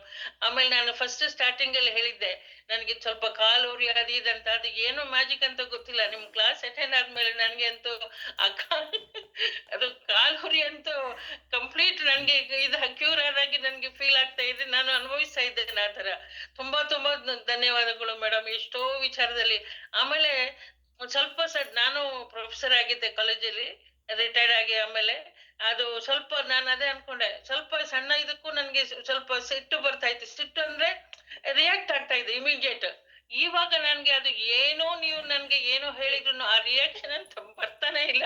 ನನ್ಗೆ ಆಶ್ಚರ್ಯ ಆಗ್ತಾ ಇದೆ, ಯಾಕೆ ನಾನು ಇಷ್ಟು ಚೇಂಜ್ ಆಗಿದ್ದೇನೆ, ಏನು ನಮ್ಮ ಮನೆಯವ್ರ ಹತ್ರ ಹೇಳ್ತಾ ಇದ್ದೆ, ಏನ್ ನನ್ಗೆ ರಿಯಾಕ್ಟ್ ಮಾಡಕ್ಕೆ ನನ್ಗೆ ಆಗ್ತಾನೆ ಇಲ್ಲ ಅಂತ ಹೇಳ್ಕೊಂಡು. ಆಮೇಲೆ ಮಾತಾಡುವಾಗ್ಲೂ ಅಷ್ಟೇ ತುಂಬಾ ನಿಧಾನವಾಗಿ ಬೇರೆಯವರು ಮಾತಾಡೋದನ್ನ ಏನು ಅಂತ ಕೇಳ್ಕೊಂಡು ಅದ್ರಿಂದ ನಾವು ಏನು ಪಾಠ ಕಲಿಬೇಕು ಅಂತ ಹೇಳ್ಕೊಂಡು ಅದನ್ನು ಮಾಡ್ತಾ ಇದ್ದೇನೆ. ನಾನೇ ಮಾತಾಡೋದನ್ನ ಬಿಟ್ಟು ಈಗ ಯಾರ ಹತ್ರದ ಹಿರಿಯರ ಹತ್ರ ಮಾತಾಡುವಾಗ ಅವ್ರು ಯಾಕೆ ಏನು ಹೇಳ್ದ ಪ್ರತಿ ಒಂದು ವಿಚಾರವನ್ನು ಕೂಲಂಕುಷವಾಗಿ ಇದ್ ಮಾಡ್ಕೊಂಡು ಕಲಿಯುವಂತ ಇದು ಕಲಿತಾ ಇದ್ದೇನೆ ಮೇಡಮ್. ತುಂಬಾ ಚೇಂಜಸ್ ಆಗಿದೆ. ಅದು ಅಲ್ಲದೆ ನೀವು ನಿನ್ನೆ ಹೇಳಿದ್ರಿ ಅದು ಆತ್ಮಶುದ್ಧಿಗೆ, ಅದು ತುಂಬಾ ಡೌಟ್ಸ್ ಇತ್ತು. ಗುರು ಅಂದ್ರೆ ಏನು, ಆತ್ಮಶುದ್ಧಿ ಅಂದ್ರೆ ಏನು, ಎಲ್ಲದಕ್ಕೂ ಈಗ ಸ್ವಲ್ಪ ಆನ್ಸರ್ ಬರ್ತಾ ಇದೆ. ಆಮೇಲೆ ನಿಮ್ಮ ಒಂದು ಬುಕ್ ಕವರ್ ಆಗಿದೆ. ಅನ್ಕೊಂತಾ ಇದ್ದೇನೆ ಪ್ರತಿ ಒಂದು ಕ್ಲಾಸಿದು ಸ್ಟಫ್ ಅನ್ನು ನಾವು ತೆಗೆದುಕೊಂಡು ಅದನ್ನು ಡೀಟೇಲ್ ಆಗಿ ಬರೀಲಿಕ್ಕೆ ಶುರು ಮಾಡಿದ್ದೇನೆ ಮೇಡಮ್. ಅದು ಎಷ್ಟು ಯೂಸ್ ಆಗುತ್ತೆ. ಮಾಡಿ ಮೇಡಮ್, ಒಂದು ಬುಕ್ ಅನ್ನ ಮಾಡಿ ಹೇಳ್ಬೇಕಿದ್ರೆ ದಯವಿಟ್ಟು ಒಂದು ಬುಕ್ ಮಾಡಿ. ನೀವು ಪ್ರೊಫೆಸರ್ ಆಗಿರೋದ್ರಿಂದ ದಯವಿಟ್ಟು ಆ ನೋಟ್ಸ್ ಎಲ್ಲ ಸೇರಿ ಒಂದು ಬುಕ್ ಮಾಡಿ. ತುಂಬ ಜನರಿಗೆ ಹೆಲ್ಪ್ ಆಗುತ್ತೆ. ನಾವು ಅದನ್ನ ಬೇಕಿದ್ರೆ ಪಬ್ಲಿಷ್ ಮಾಡೋಣ. ಯಾಕಂದರೆ ನನಗೆ ಕೂತು ಬರೆಯೋದಕ್ಕಾಗಲ್ಲ, ನಂಗೆ ಮಾತಾಡೋಕ್ಕಷ್ಟೇ ಬರುತ್ತೆ, ಬರೆಯೋಕ್ಕೆ ಬರೋದಿಲ್ಲ. ನೀವು ನೀಟಾಗಿ ಚೆನ್ನಾಗಿ ಬರೀತಿದ್ದೀರಾ ಅಂದರೆ, ನೀವಷ್ಟೇ ಅಲ್ಲ ಬೇರೆ ಎಲ್ಲರಿಗೂ ಇದೊಂದು ಓಪನ್ ರಿಕ್ವೆಸ್ಟ್. ಯಾರಾದರೂ ಈ ಎಲ್ಲ ಕ್ಲಾಸಸ್ಸನ್ನು ಸೇರಿ ಒಂದು ನೀಟಾಗಿ ನೋಟ್ ಮಾಡ್ತೀರಾ ಅಂದರೆ ದಯವಿಟ್ಟು ಮಾಡಿ. ನಾವೆಲ್ಲರೂ ಸೇರಿ ಅದನ್ನ ಪಬ್ಲಿಷ್ ಮಾಡೋಣ, ಯಾರಿಗಾದರೂ ಹೆಲ್ಪ್ ಆಗುತ್ತೆ. ಅದೇ ಎಲ್ರೂ ಸೇರಿ, ಅದು ಕೆಲವರೆಲ್ಲ ತುಂಬಾ ಅದು ಈಗ ನಂದು ಸಬ್ಜೆಕ್ಟ್ ಮ್ಯಾಥಮೆಟಿಕ್ಸ್, ನನಗೆ ಅಷ್ಟು ಮಾತಾಡ್ಲಿಕ್ಕೆ ಹೇಳುವಷ್ಟು ಗೊತ್ತಲ್ಲ ಮೇಡಮ್ ಮ್ಯಾಥಮೆಟಿಕ್ಸ್ ನವರು. ಅದು ನಾನು ಮಂಗಳೂರು, ನನಗೆ ಅಷ್ಟು ಎಕ್ಸ್ಪ್ರೆಸ್ ಮಾಡಕ್ಕೆಲ್ಲ ಬರೋದಿಲ್ಲ. ಸೊ ಈ ತರದ್ದು ಪ್ರತಿ ಒಂದು ನಿಮ್ದು ಕ್ಲಾಸ್ ಇದು ನಾವು ನೋಡಿದ್ರೆ ಅದು ಎಷ್ಟು ಇನ್ಫಾರ್ಮೇಶನ್ ಇದೆ ಹೇಳಿದ್ರೆ, ಒಂದೊಂದು ಕ್ಲಾಸ್ ಅಷ್ಟಷ್ಟು ನಮ್ಗೆ ನಮ್ಮ ಜೀವನ ಪೂರ್ತಿ ಬರೆಯುವಷ್ಟು ಅಷ್ಟು ನಾಲೆಜ್ ನಮ್ಗೆ ಸಿಕ್ಕಿದೆ. ಆಮೇಲೆ ನಮ್ಗೆ ಈಗ ನಾವು ಗೂಗಲ್, ಅವರು ಅಶೋಕ್ ಸರ್ ಹೇಳಿದಾಗೆ ಮೊನ್ನೆ ನೀವು ಹೇಳಿದ್ರಿ ಗೂಗಲ್ ರಿವ್ಯೂ ಅಂತ ಹೇಳ್ಕೊಂಡು ತುಂಬಾ ಟ್ರೈ ಮಾಡಿದೆ. ನನ್ಗೂ ಅಷ್ಟೇ ಫೇಸ್ಬುಕ್ ಗೊತ್ತಿಲ್ಲ, ಇನ್ಸ್ಟಾಗ್ರಾಮ್ ಯಾವ್ದ್ರದ್ದು ಹೇಳ್ಕೊಳಕ್ಕೆ ನಮ್ಗೆ ಬೇಜಾರಾಗುತ್ತೆ. ಹೇಳ್ತಾರ, ಅಯ್ಯೋ ಏನ್ ನಿನ್ಗೆ ಫೇಸ್ಬುಕ್ ಗೊತ್ತಿಲ್ವಾ? ಗೊತ್ತೂ ಬೇಡ, ನನ್ಗೆ ಕಲಿಯೋದು ಅದು ನನ್ಗೆ ಗೊತ್ತೂ ಇಲ್ಲ. ಯಾಕೆಂದ್ರೆ ನಮ್ಮ ಮಕ್ಕಳೆಲ್ಲ US ಅಲ್ಲಿ ಇದ್ದಾರೆ ಇಬ್ರು. ಸೊ ಅಷ್ಟು ಅವ್ರಿಗೆ ಹೇಳ್ಕೊಡುವಷ್ಟು ಪೇಷನ್ಸು ಇರುವುದಿಲ್ಲ. ಸೊ ಸರಿ ಬೇಡ ಅಂತ ಹೇಳ್ಕೊಂಡು ಆತರ ಬರೀ ವಾಟ್ಸಪ್ ಒಂದು ಗೊತ್ತಿದೆ, ಅದು ನಮ್ಮ ಮಕ್ಕಳು ಹೇಳ್ಕೊಟ್ಟ ಮೇಲೆ ರೀಸೆಂಟ್ ಆಗಿ ಕಲ್ತಿದ್ದು ಆ ತರದ್ದು ಮೇಡಮ್. ಸೊ ಎಷ್ಟು ಇನ್ಫಾರ್ಮೇಶನ್ ಮೇಡಮ್. ನನ್ಗೆ ಗುರು ಅಂತ ಹೇಳಿದ್ರೆ ಯಾವತ್ತೋ ಒಂದು ಡೌಟ್ ಇತ್ತು, ಯಾವ ತರ ನಮ್ಗೆ ಗುರು ಸಿಗ್ತಾರೆ, ಯಾರು ನಮ್ಗೆ ಅಂತ ಹೇಳ್ಕೊಂಡು. ಸೊ ಪ್ರತಿ ಒಂದಕ್ಕೂ ನಮ್ಗೆ ನೀವು ಸ್ವತಃ ನಮ್ಗೆ ಏನೋ ಡೌಟ್ಸ್ ಬಂದ್ರು ಗೂಗಲ್ ಅಲ್ಲಿ ನೋಡ್ಬೇಕಷ್ಟೇ. ಈಗ ನಮ್ಗೆ ಒಂದು ಗುರು ಇದ್ದಾರೆ ಅಂತ ಫೀಲ್ ಬಂದಿದೆ. ಏನಿದ್ರು ಮೇಡಮ್ ಹತ್ರ ಬ್ರಹ್ಮರ್ಷಿ ದೈವರಾತ್ರ ಇದ್ದಾರೆ. ಹೌದು, ಬ್ರಹ್ಮರ್ಷಿ ದೈವರಾತ್ರ ಇದ್ದಾರೆ. ನೀವೇನಿದ್ರು ಕೇಳಿ, ಅವ್ರ ಉತ್ತರ ಕೊಡ್ತಾರೆ. ಬ್ರಹ್ಮರ್ಷಿ ದೈವರಾತ್ರ ಉತ್ತರ ನಾವು ನಿಮ್ಮ ಶಿಷ್ಯರು. ಸೊ ಹಾಗೆ ನಮ್ಗೆ ಆತರ ಏನು ಡೌಟ್ಸ್ ಇದ್ರು ನಮ್ಗೆ ಕ್ಲಿಯರ್ ಮಾಡುವಂತದ್ದು ನಮ್ಗೆ ಕಾನ್ಫಿಡೆನ್ಸ್ ಬಂದಿದೆ ಮೇಡಮ್. ಎಷ್ಟು ತುಂಬಾ ತುಂಬಾ ಧನ್ಯವಾದಗಳು ಮೇಡಮ್. ಥ್ಯಾಂಕ್ ಯು ಮ್ಯಾಮ್, ನಿಮ್ಮ ಆಶೀರ್ವಾದ ಹೀಗೆ ಇರ್ಲಿ. Thank you. ಸಂಗೀತ ಅವ್ರು ಹೇಳಿ. ಮೇಡಮ್ ನಮಸ್ಕಾರ, ಸಿಂಧು ಅಂತ ನಮಸ್ತೆ ಫಸ್ಟ್ ಬ್ಯಾಚ್ ಅಲ್ಲಿ ಅಟೆಂಡ್ ಮಾಡಿದ್ದೆ. ಹೇಳಿ ಮ್ಯಾಮ್. ತುಂಬಾ ಚೆನ್ನಾಗಿದೆ ಮೇಡಮ್, ತುಂಬಾ ಚೆನ್ನಾಗಿದೆ, ತುಂಬಾ ಯೂಸ್ ಆಗ್ತಾ ಇದೆ ನನಗೆ. ಕೆಲವು ಮುದ್ರೆಗಳೆಲ್ಲ ಸೊಂಟ ನೋವೆಲ್ಲ ಅದಕ್ಕೆ ಸಹಜ ಶಂಕ ಮುದ್ರೆ ಮತ್ತೆ ವಾಯು ಮುದ್ರೆ ಅದು ಮಾಡ್ತಾ ಇದ್ದೀನಿ. ಅದು ಬೆಳಗ್ಗೆ ಆಗಿದ ತಕ್ಷಣ ಸ್ವಲ್ಪ ಸ್ಟಿಫ್ನೆಸ್ ಬಂದ್ಬಿಡತ್ತೆ ಮೇಡಮ್. ಅದಕ್ಕೆ ಏನ್ ಮಾಡ್ಬೇಕು ಆಕ್ಚುಲಿ? ಆಮೇಲೆ ಇನ್ನೊಂದು ಮತ್ತೊಂದು ನಾನು ಬ್ರಹ್ಮರ್ಷಿ ದೈವರಾತ್ರದ್ದು ಬುಕ್ ಬೇಕು ಅಂತ ಹೇಳಿದ್ದೆ, ವಾಟ್ಸ್ಆಪ್ ಮಾಡಿ ಅಂತ ಹೇಳಿದ್ರು. ವಾಟ್ಸ್ಆಪ್ ಮಾಡಿದ್ದೆ, ಆದ್ರೆ ನಾವು ತಿಳಿಸ್ತೀವಿ ಅಂತ ಹೇಳಿದ್ದಾರೆ. ಇನ್ನು ನಂಗೆ ಬುಕ್ ಸಿಕ್ಕಿಲ್ಲ.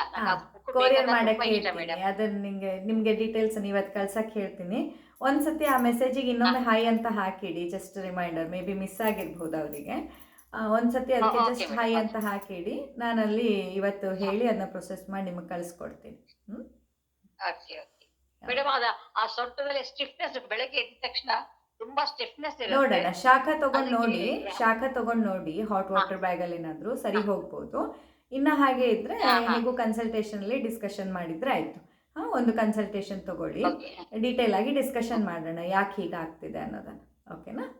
ಅಂತ ಆ ಮುದ್ರೆಯಿಂದ ನೋವುಗಳದ್ದು ಸ್ವಲ್ಪ ಕಡಿಮೆ ಆಗಿದೆ, ಕೂಡ ಸ್ವಲ್ಪ ಕಡಿಮೆ ಆಯ್ತು. ಥ್ಯಾಂಕ್ ಯು ಮೇಡಮ್, ತುಂಬಾ ಸಂತೋಷ. ನೋಡಿ, ಕೇವಲ ನಮ್ಮ ಜ್ಞಾನಮಯ ಕೋಶಕ್ಕೆ ಒಂದಿಷ್ಟು ಆಹಾರ ಹಾಕೋದ್ರಿಂದ ನಿಮ್ಮ ಮೈ ಕೈಲಿ ಉರಿ ಕಮ್ಮಿ ಆಗ್ತಿದೆ, ಸೊಂಟ ನೋವು ಕಮ್ಮಿ ಆಗ್ತಿದೆ, ಕೋಪ ಬರೋರಿಗೆ ಕೋಪ ಕಮ್ಮಿ ಆಗ್ತಿದೆ ಅಂತಂದ್ರೆ ಏನಿದರ ಅರ್ಥ?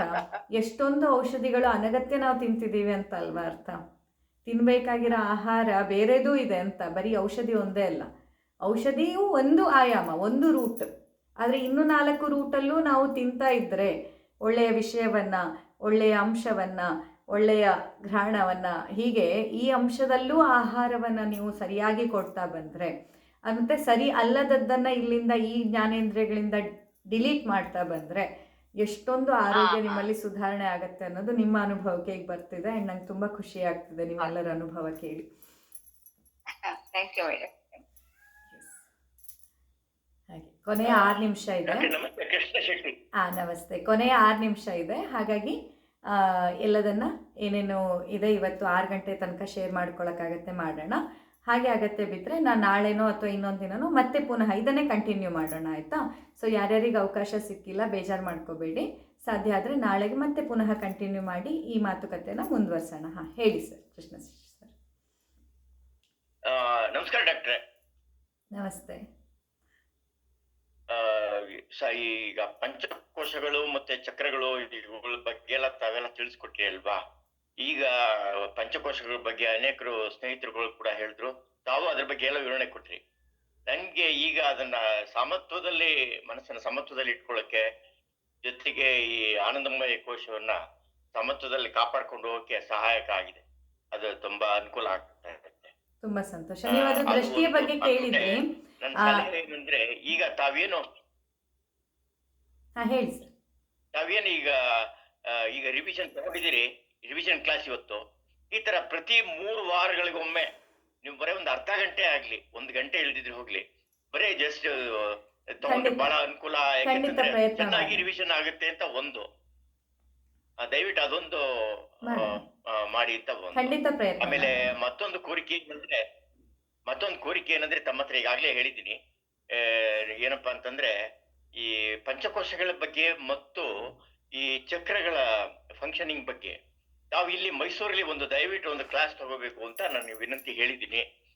ತಾವು ಯಾವಾಗ ಹೇಳ್ತೀರಿ, ಯಾವಾಗ ತಿಳಿಸ್ತೀರಿ ನನಗೆ ಅಂತ. ಯಾಕೆಂದ್ರೆ ಈಗ ನಾನು ಒಂದು ಇನ್ವಿಟೇಷನ್ ಕಳ್ಸಿದ್ನಲ್ಲ, ನೋಡಿದ್ರಲ್ಲ ತಾವು, ಆಲ್ಟರ್ನೇಟ್ ಥೆರಪೀಸ್ 7-8 ಜನ ಲೆಕ್ಚರ್ಸ್ ಇದೆ ಡಿಫ್ರೆಂಟ್ ಥೆರಪೀಸ್ ಮೇಲೆ. ಈಗ ಆಗ್ಲೇನೆ ಈಗ 10 days ಹಿಂದೆನೆ 100 ಜನ ರಿಜಿಸ್ಟರ್ ಮಾಡಿಸ್ಬಿಟ್ರು. ಹಾಲ್ ಫುಲ್ ಆಗ್ತಿದೆ. 120 ಜನ ರಿಜಿಸ್ಟರ್ ಮಾಡಿಸ್ಬಿಟ್ಟಿದ್ದಾರೆ. ತಾವು ಇದರಲ್ಲಿ ಇಂಥ ಕಾರ್ಯಕ್ರಮದಲ್ಲಿ ತಾವು ಉಪನ್ಯಾಸ ಕೊಟ್ರೆ ಅನೇಕ ಜನಗಳಿಗೆ, ಅದರಿಂದ 100 ಜನ 1000 ಜನಗಳಿಗೆ ಹೋಗುತ್ತೆ ಸಂದೇಶ. ತಾವು ಖುದ್ದಾಗಿ ಬಂದ್ರೆ ನಮ್ಗೆ ಬಹಳ ಸಂತೋಷ. ಬ್ರಹ್ಮಶ್ರೀ ದೇವರ ಹತ್ರ ಅನುಗ್ರಹ ಇದ್ರೆ ಖಂಡಿತ ಆ ದಿನ ಬರುತ್ತೆ. ನಾನು ಬರ್ತೀನಿ. ಯಾವಾಗ ಆಗತ್ತೆ ಏನಾಗತ್ತೆ ನೋಡೋಣ. ಎಲ್ಲ ಅವ್ರ ಇಚ್ಛೆ. ಅವ್ರು ಯಾವಾಗ ಆಗೋ ತರ ಮಾಡ್ತಾರೆ. ಕಳೆದ 30-40 ವರ್ಷಗಳಿಂದ ಆಯುರ್ವೇದ ಬಗ್ಗೆ ಅನೇಕ ಲೆಕ್ಚರರ್ಸ್ ನೋಡಿ ಅವ್ರನ್ನ ಲೆಕ್ಚರ್ಸ್ ಕೇಳಿದ್ದೇನೆ. ಆದ್ರೆ ನಮ್ಮ ಡಾಕ್ಟರ್ ಸೌಮಿಶ್ರೀ ಶರ್ಮಾ ಅವರು ಈ ಗುರುಗಳು ಸಿಕ್ಕಿದ ಮೇಲೆ ಈ ತರದ ಲೆಕ್ಚರ್ ನಾವು ಕೇಳೇ ಇರ್ಲಿಲ್ಲ. ತುಂಬಾ ಧನ್ಯವಾದಗಳು. ತಾವು ಹೇಳಿದಾಗ ದೈವದ ಹತ್ರ ಕೃಪೆ ತಮ್ಮ ಮೂಲಕ ನಮ್ಗೆಲ್ಲ ತಲುಪ್ತಾ ಇದೆ. ತುಂಬಾ ಧನ್ಯವಾದಗಳು. Thank you sir. Thank you so much. Ma'am ನಮಸ್ತೆ. ಮ್ಯಾಮ್ ನಮಸ್ತೆ. ಯಶೋಧ ಮ್ಯಾಮ್ ಮಾತಾಡ್ತೇನೆ. ಹೇಳಿ ಮ್ಯಾಮ್, ಹೇಳಿ ಮ್ಯಾಮ್. ಕ್ಲಾಸ್ ಶುರುವಾದಾಗ ಅಂದ್ರೆ ನೀವು ಅಂತ ಇದ್ರಿ, ಮಗುಳ್ನಾಗೆ ತಗೊಂಬನ್ನಿ ಯಾರು ಹೇಳಿದ್ರು ಪ್ರಯತ್ನ ಪಟ್ರು ಬರ್ತಾ ಇಲ್ಲ ಅಂತ. ಈಗ ಎಲ್ರು ಮುಕ್ತಲ್ಲೂ ಮಗುಳ್ನಾಗೆ ಬರ್ತಾ ಇದೆ. That is the success of this class ಅಂತ ಅನ್ಸುತ್ತೆ. ಆಮೇಲೆ ನನ್ಗೆ ತಾಳ್ಮೆ ಬರ್ತಾ ಇದೆ. ಎಲ್ಲೆಲ್ಲಿ ಕಳ್ದೋಗಿದೆಲ್ಲ ವಾಪಸ್ ಬರ್ತಾ ಇದೆ ಮ್ಯಾಮ್. ಅಷ್ಟೇ. ಸಿಂಪಲ್ ವರ್ಡ್ ಅಲ್ಲಿ ಎಲ್ಲ ಇಷ್ಟ. ತುಂಬಾ ಥ್ಯಾಂಕ್ಸ್ ಮ್ಯಾಮ್. ನೀವು ನಮ್ ಜರ್ನಿಲಿ ಸಿಕ್ಕಿದ್ದು ತುಂಬಾ ಸಂತೋಷ. ತುಂಬಾ ಸಂತೋಷ. ಓಕೆ. ಹಾಂ, ಹೇಳಿ ಸಂಗೀತ ಅವರು, ಹೇಳಿ. ನಮಸ್ತೆ ಮೇಡಮ್. ನಮಸ್ತೆ, ಹೇಳಿ. ಈ ಪಂಚಕ ಕೋಶ ಮತ್ತೆ ಅಷ್ಟಾಂಗ ಯೋಗದ ಬಗ್ಗೆ ತಿಳ್ಕೊಂಡು ತುಂಬಾ ಉಪಯೋಗ ಆಯ್ತು.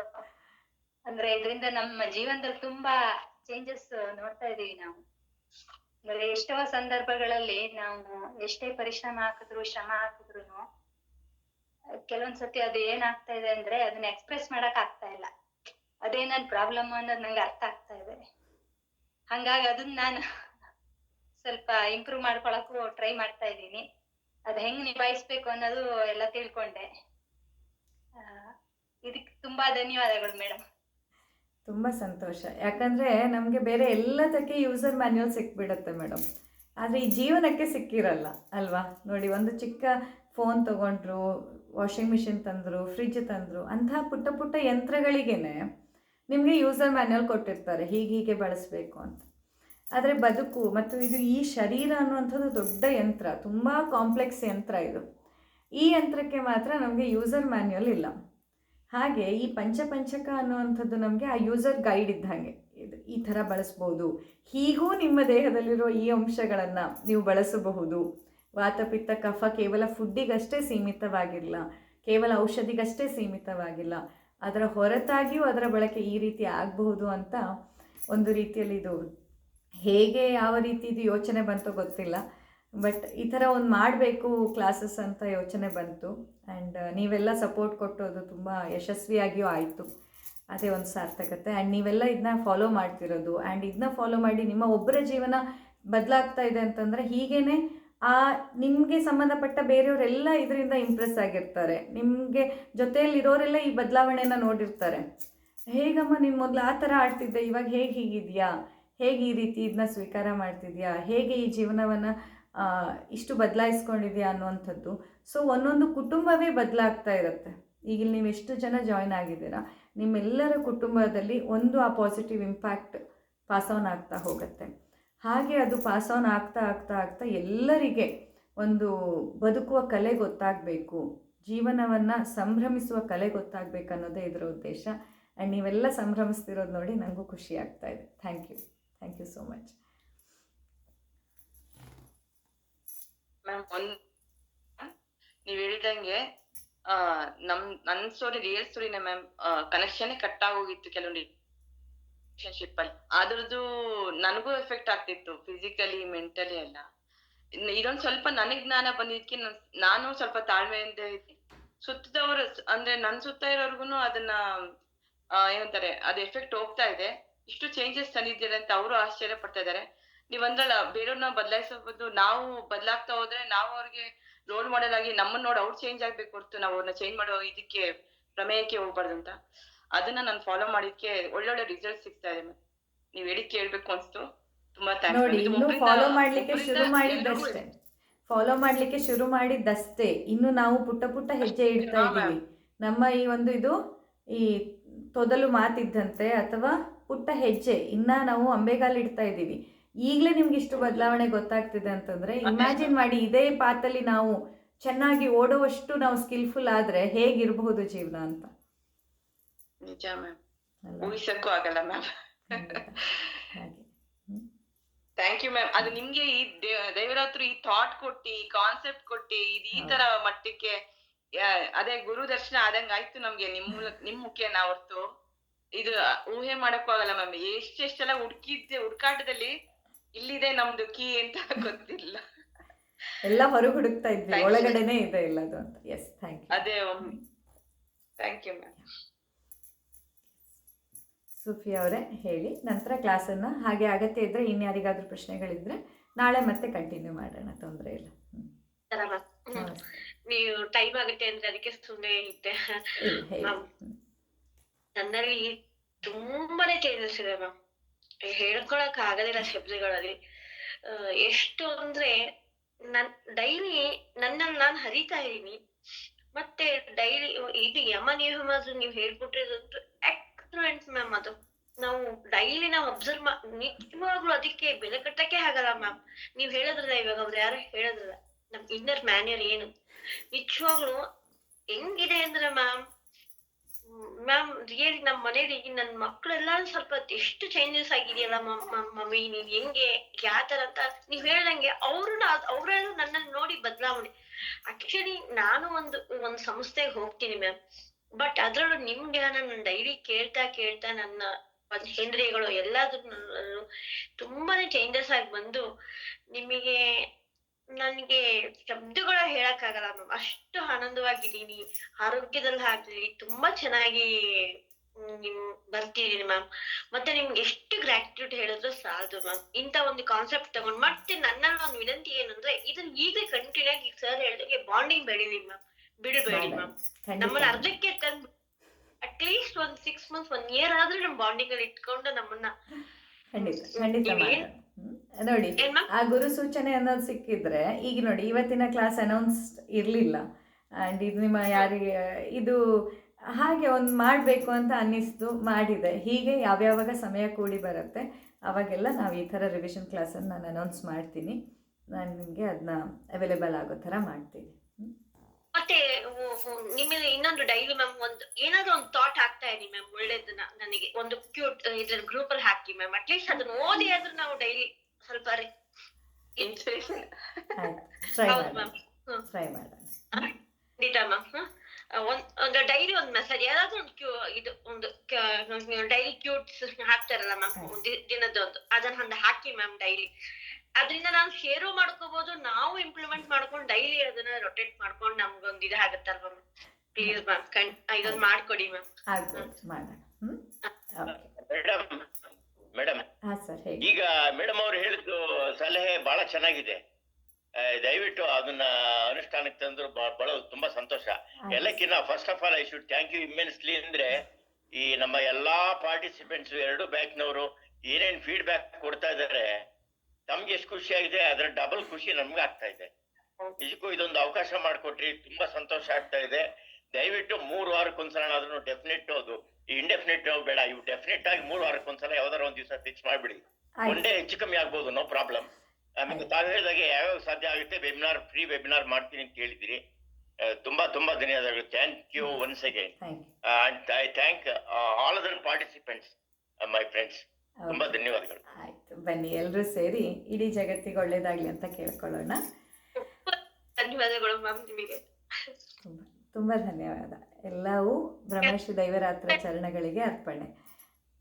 ನಾವೇನ್ ಪುಣ್ಯ ಏನೋ ನನಗೆ ಇಂತ ಕೆಲಸ ಸಿಕ್ಬಿಡ್ತು, ನಿಜವಾಗ್ಲೂ ನನ್ಗೆ ಜೀವನ ಸಾರ್ಥಕ ಆಗೋಯ್ತು ಮ್ಯಾಮ್. ನನಗೆ ರಿಯಲಿ ಜೀವನ ಸಾರ್ಥಕ ಆಗೋಯ್ತು. ನಾನು ಬೆಳೆದಿಲ್ಲ, ನನ್ ಬದುಕಿದಕ್ಕೂ ನನ್ ಸಾರ್ಥಕ ಆಗೋಯ್ತು ಜೀವನ. ಇಂಥವ್ರ ಜೊತೆಗೆ ನಾನು ನಡೆಸ್ತಾ ಇದೀನಿ. ಒಂದು ಆಯುರ್ವೇದದಾಗ್ಲಿ ಒಂದು ಪ್ರತಿಯೊಂದು ಲೈಫ್ ಅಲ್ಲಿ ನಮಗೆ ನಾವು ಪುಣ್ಯ ಮಾಡಿದೀವಿ ಮ್ಯಾಮ್. ಈ ಜ್ಞಾನ ಕೇಳಕ್ ಪುಣ್ಯ ಮಾಡಿದೀವಿ. ಸೊ ಇದನ್ನ ನಾವು ಇಂಪ್ಲಿಮೆಂಟ್ ಮಾಡ್ಕೊಂಡು ಹೋದ್ರಂತೂ ನಿಮಗೆ ದೀರ್ಘಾಯುಷ್ಯ, ನಿಮಗೆ ಜನ್ಮದಲ್ಲೂ ನಿಮಗೆ ಪುಣ್ಯ ಸಿಗುತ್ತೆ. ಮತ್ತೆ ನಮಗೂ ನಮ್ಮಿಂದ ನಡವಳಿಕೆ ಮಾಡ್ಕೊಂಡು ನಿಮಗೂ ಒಂದ್ ಹೆಸರು, ನಮಗೂ ಒಂದ್ ಹೆಸರು. ಆ ಬ್ರಹ್ಮ ದೇವರಾತ್ರಿಗೆ ಅವರಿಗಂತೂ ಖಂಡಿತ ಮ್ಯಾಮ್. ಬನ್ನಿ ಇಡೀ ಜಗತ್ತಿಗೆ ಒಳ್ಳೇದಾಗಲಿ ಅಂತ ಕೇಳ್ಕೊಳ್ಳೋಣ. ಬ್ರಹ್ಮಶ್ರೀ ದೈವರಾತ್ರ ಆಶೀರ್ವಾದದಿಂದ ನಾವೆಲ್ಲರೂ ಒಂದು ಜೀವನದ ಪಥದಲ್ಲಿ ನಡೆಯೋದನ್ನು ಕಲ್ತಿದ್ದೇವೆ. ಇನ್ನಷ್ಟೇ ಅಂಬೆಗಾಲಿಂದ ಎದ್ದು ನಿಂತು ನಡೆಯೋದನ್ನು ಈಗ ಕಲ್ತಿದ್ದೀವಷ್ಟೇ. ಇದನ್ನು ಇನ್ನಷ್ಟು ನಿಖರವಾಗಿ ಕಲಿತಾ ಹೋಗೋಣ, ಇನ್ನಷ್ಟು ಪ್ರತಿನಿತ್ಯ ಅಭ್ಯಾಸ ಮಾಡ್ತಾ ಹೋಗೋಣ. ಪ್ರತಿನಿತ್ಯ ಎಲ್ಲ ಅಂಶಗಳನ್ನು ನಮ್ಮ ಜೀವನದಲ್ಲಿ ಅಳವಡಿಸ್ಕೊಂಡು ಜೀವನದ ಸಂಭ್ರಮಾಚರಣೆಯನ್ನು ಕಲ್ತ್ಕೊಳ್ಳೋಣ. ಸೋಲಿರಲಿ, ಗೆಲುವಿರಲಿ, ಸನ್ಮಾನ, ಅವಮಾನ, ಜೀವನದ ಪ್ರತಿ ಹೆಜ್ಜೆಯಲ್ಲಿ ಬರುವ ಪ್ರತಿಯೊಬ್ಬ ವ್ಯಕ್ತಿಯನ್ನು, ಪ್ರತಿಯೊಬ್ಬ ಸನ್ನಿವೇಶವನ್ನು, ಪ್ರತಿಯೊಂದು ವಿಷಯವನ್ನು ಸಂಭ್ರಮಿಸೋದನ್ನು ನಾವೆಲ್ಲರೂ ಕಲ್ತ್ಕೊಂಡು ಬದುಕುವ ಕಲೆಯನ್ನು ಕಲಿಯುವಲ್ಲಿ ಗುರು ಬ್ರಹ್ಮಶ್ರೀ ದೈವರಾತರ ಒಂದು ಆಶೀರ್ವಾದ, ಅವರ ಮಾರ್ಗದರ್ಶನ ಸದಾಕಾಲ ನಮ್ಮ ನಿಮ್ಮ ಮೇಲಿರಲಿ ಅಂತ ಕೇಳ್ತಾ ಇಡೀ ಜಗತ್ತಿಗೆ ಒಳ್ಳೆಯದಾಗಲಿ ಅಂತ ಪ್ರಾರ್ಥನೆಯನ್ನು ಮಾಡೋಣ. ನನ್ನೊಟ್ಟಿಗೆ ಹೇಳಿ. ಲೋಕಾ ಸಮಸ್ತಾ ಸುಖಿನೋ ಭವಂತು, ಲೋಕಾ ಸಮಸ್ತಾ ಸುಖಿನೋ ಭವಂತು, ಲೋಕಾ ಸಮಸ್ತಾ ಸುಖಿನೋ ಭವಂತು. ಓಂ ಶಾಂತಿ ಶಾಂತಿ ಶಾಂತಿ. ಎರಡು ಕೈಗಳನ್ನ ಉಜ್ಜಿ ಕಣ್ಣಿನ ಮೇಲಿಡಿ. ಭೂತಾಯಿ, ಭಾರತ ಮಾತೆ, ಗೋಮಾತೆ ಹಾಗೂ ನಮಗೆ ಜನ್ಮ ಕೊಟ್ಟ ಮಹಾತಾಯಿಯನ್ನು ಬ್ರಹ್ಮಶ್ರೀ ದೈವರಾತ್ರನ ನೆನೆದು ಇವರೆಲ್ಲರ ಆಶೀರ್ವಾದವನ್ನು ಪಡೀತಾ ಇವತ್ತಿನ ಈ ದಿನವನ್ನು ಸುಂದರವಾದ ರೀತಿಯಲ್ಲಿ ನಾವೆಲ್ಲರೂ ಕಳೆಯೋಣ. ಈ ಒಂದು ರಿವಿಷನನ್ನು ಇಲ್ಲಿಗೆ ಮುಕ್ತಾಯ ಮಾಡೋಣ. Thank you so much for attending. Have a wonderful day. ಶುಭ ದಿನ. Thank you. Thank you.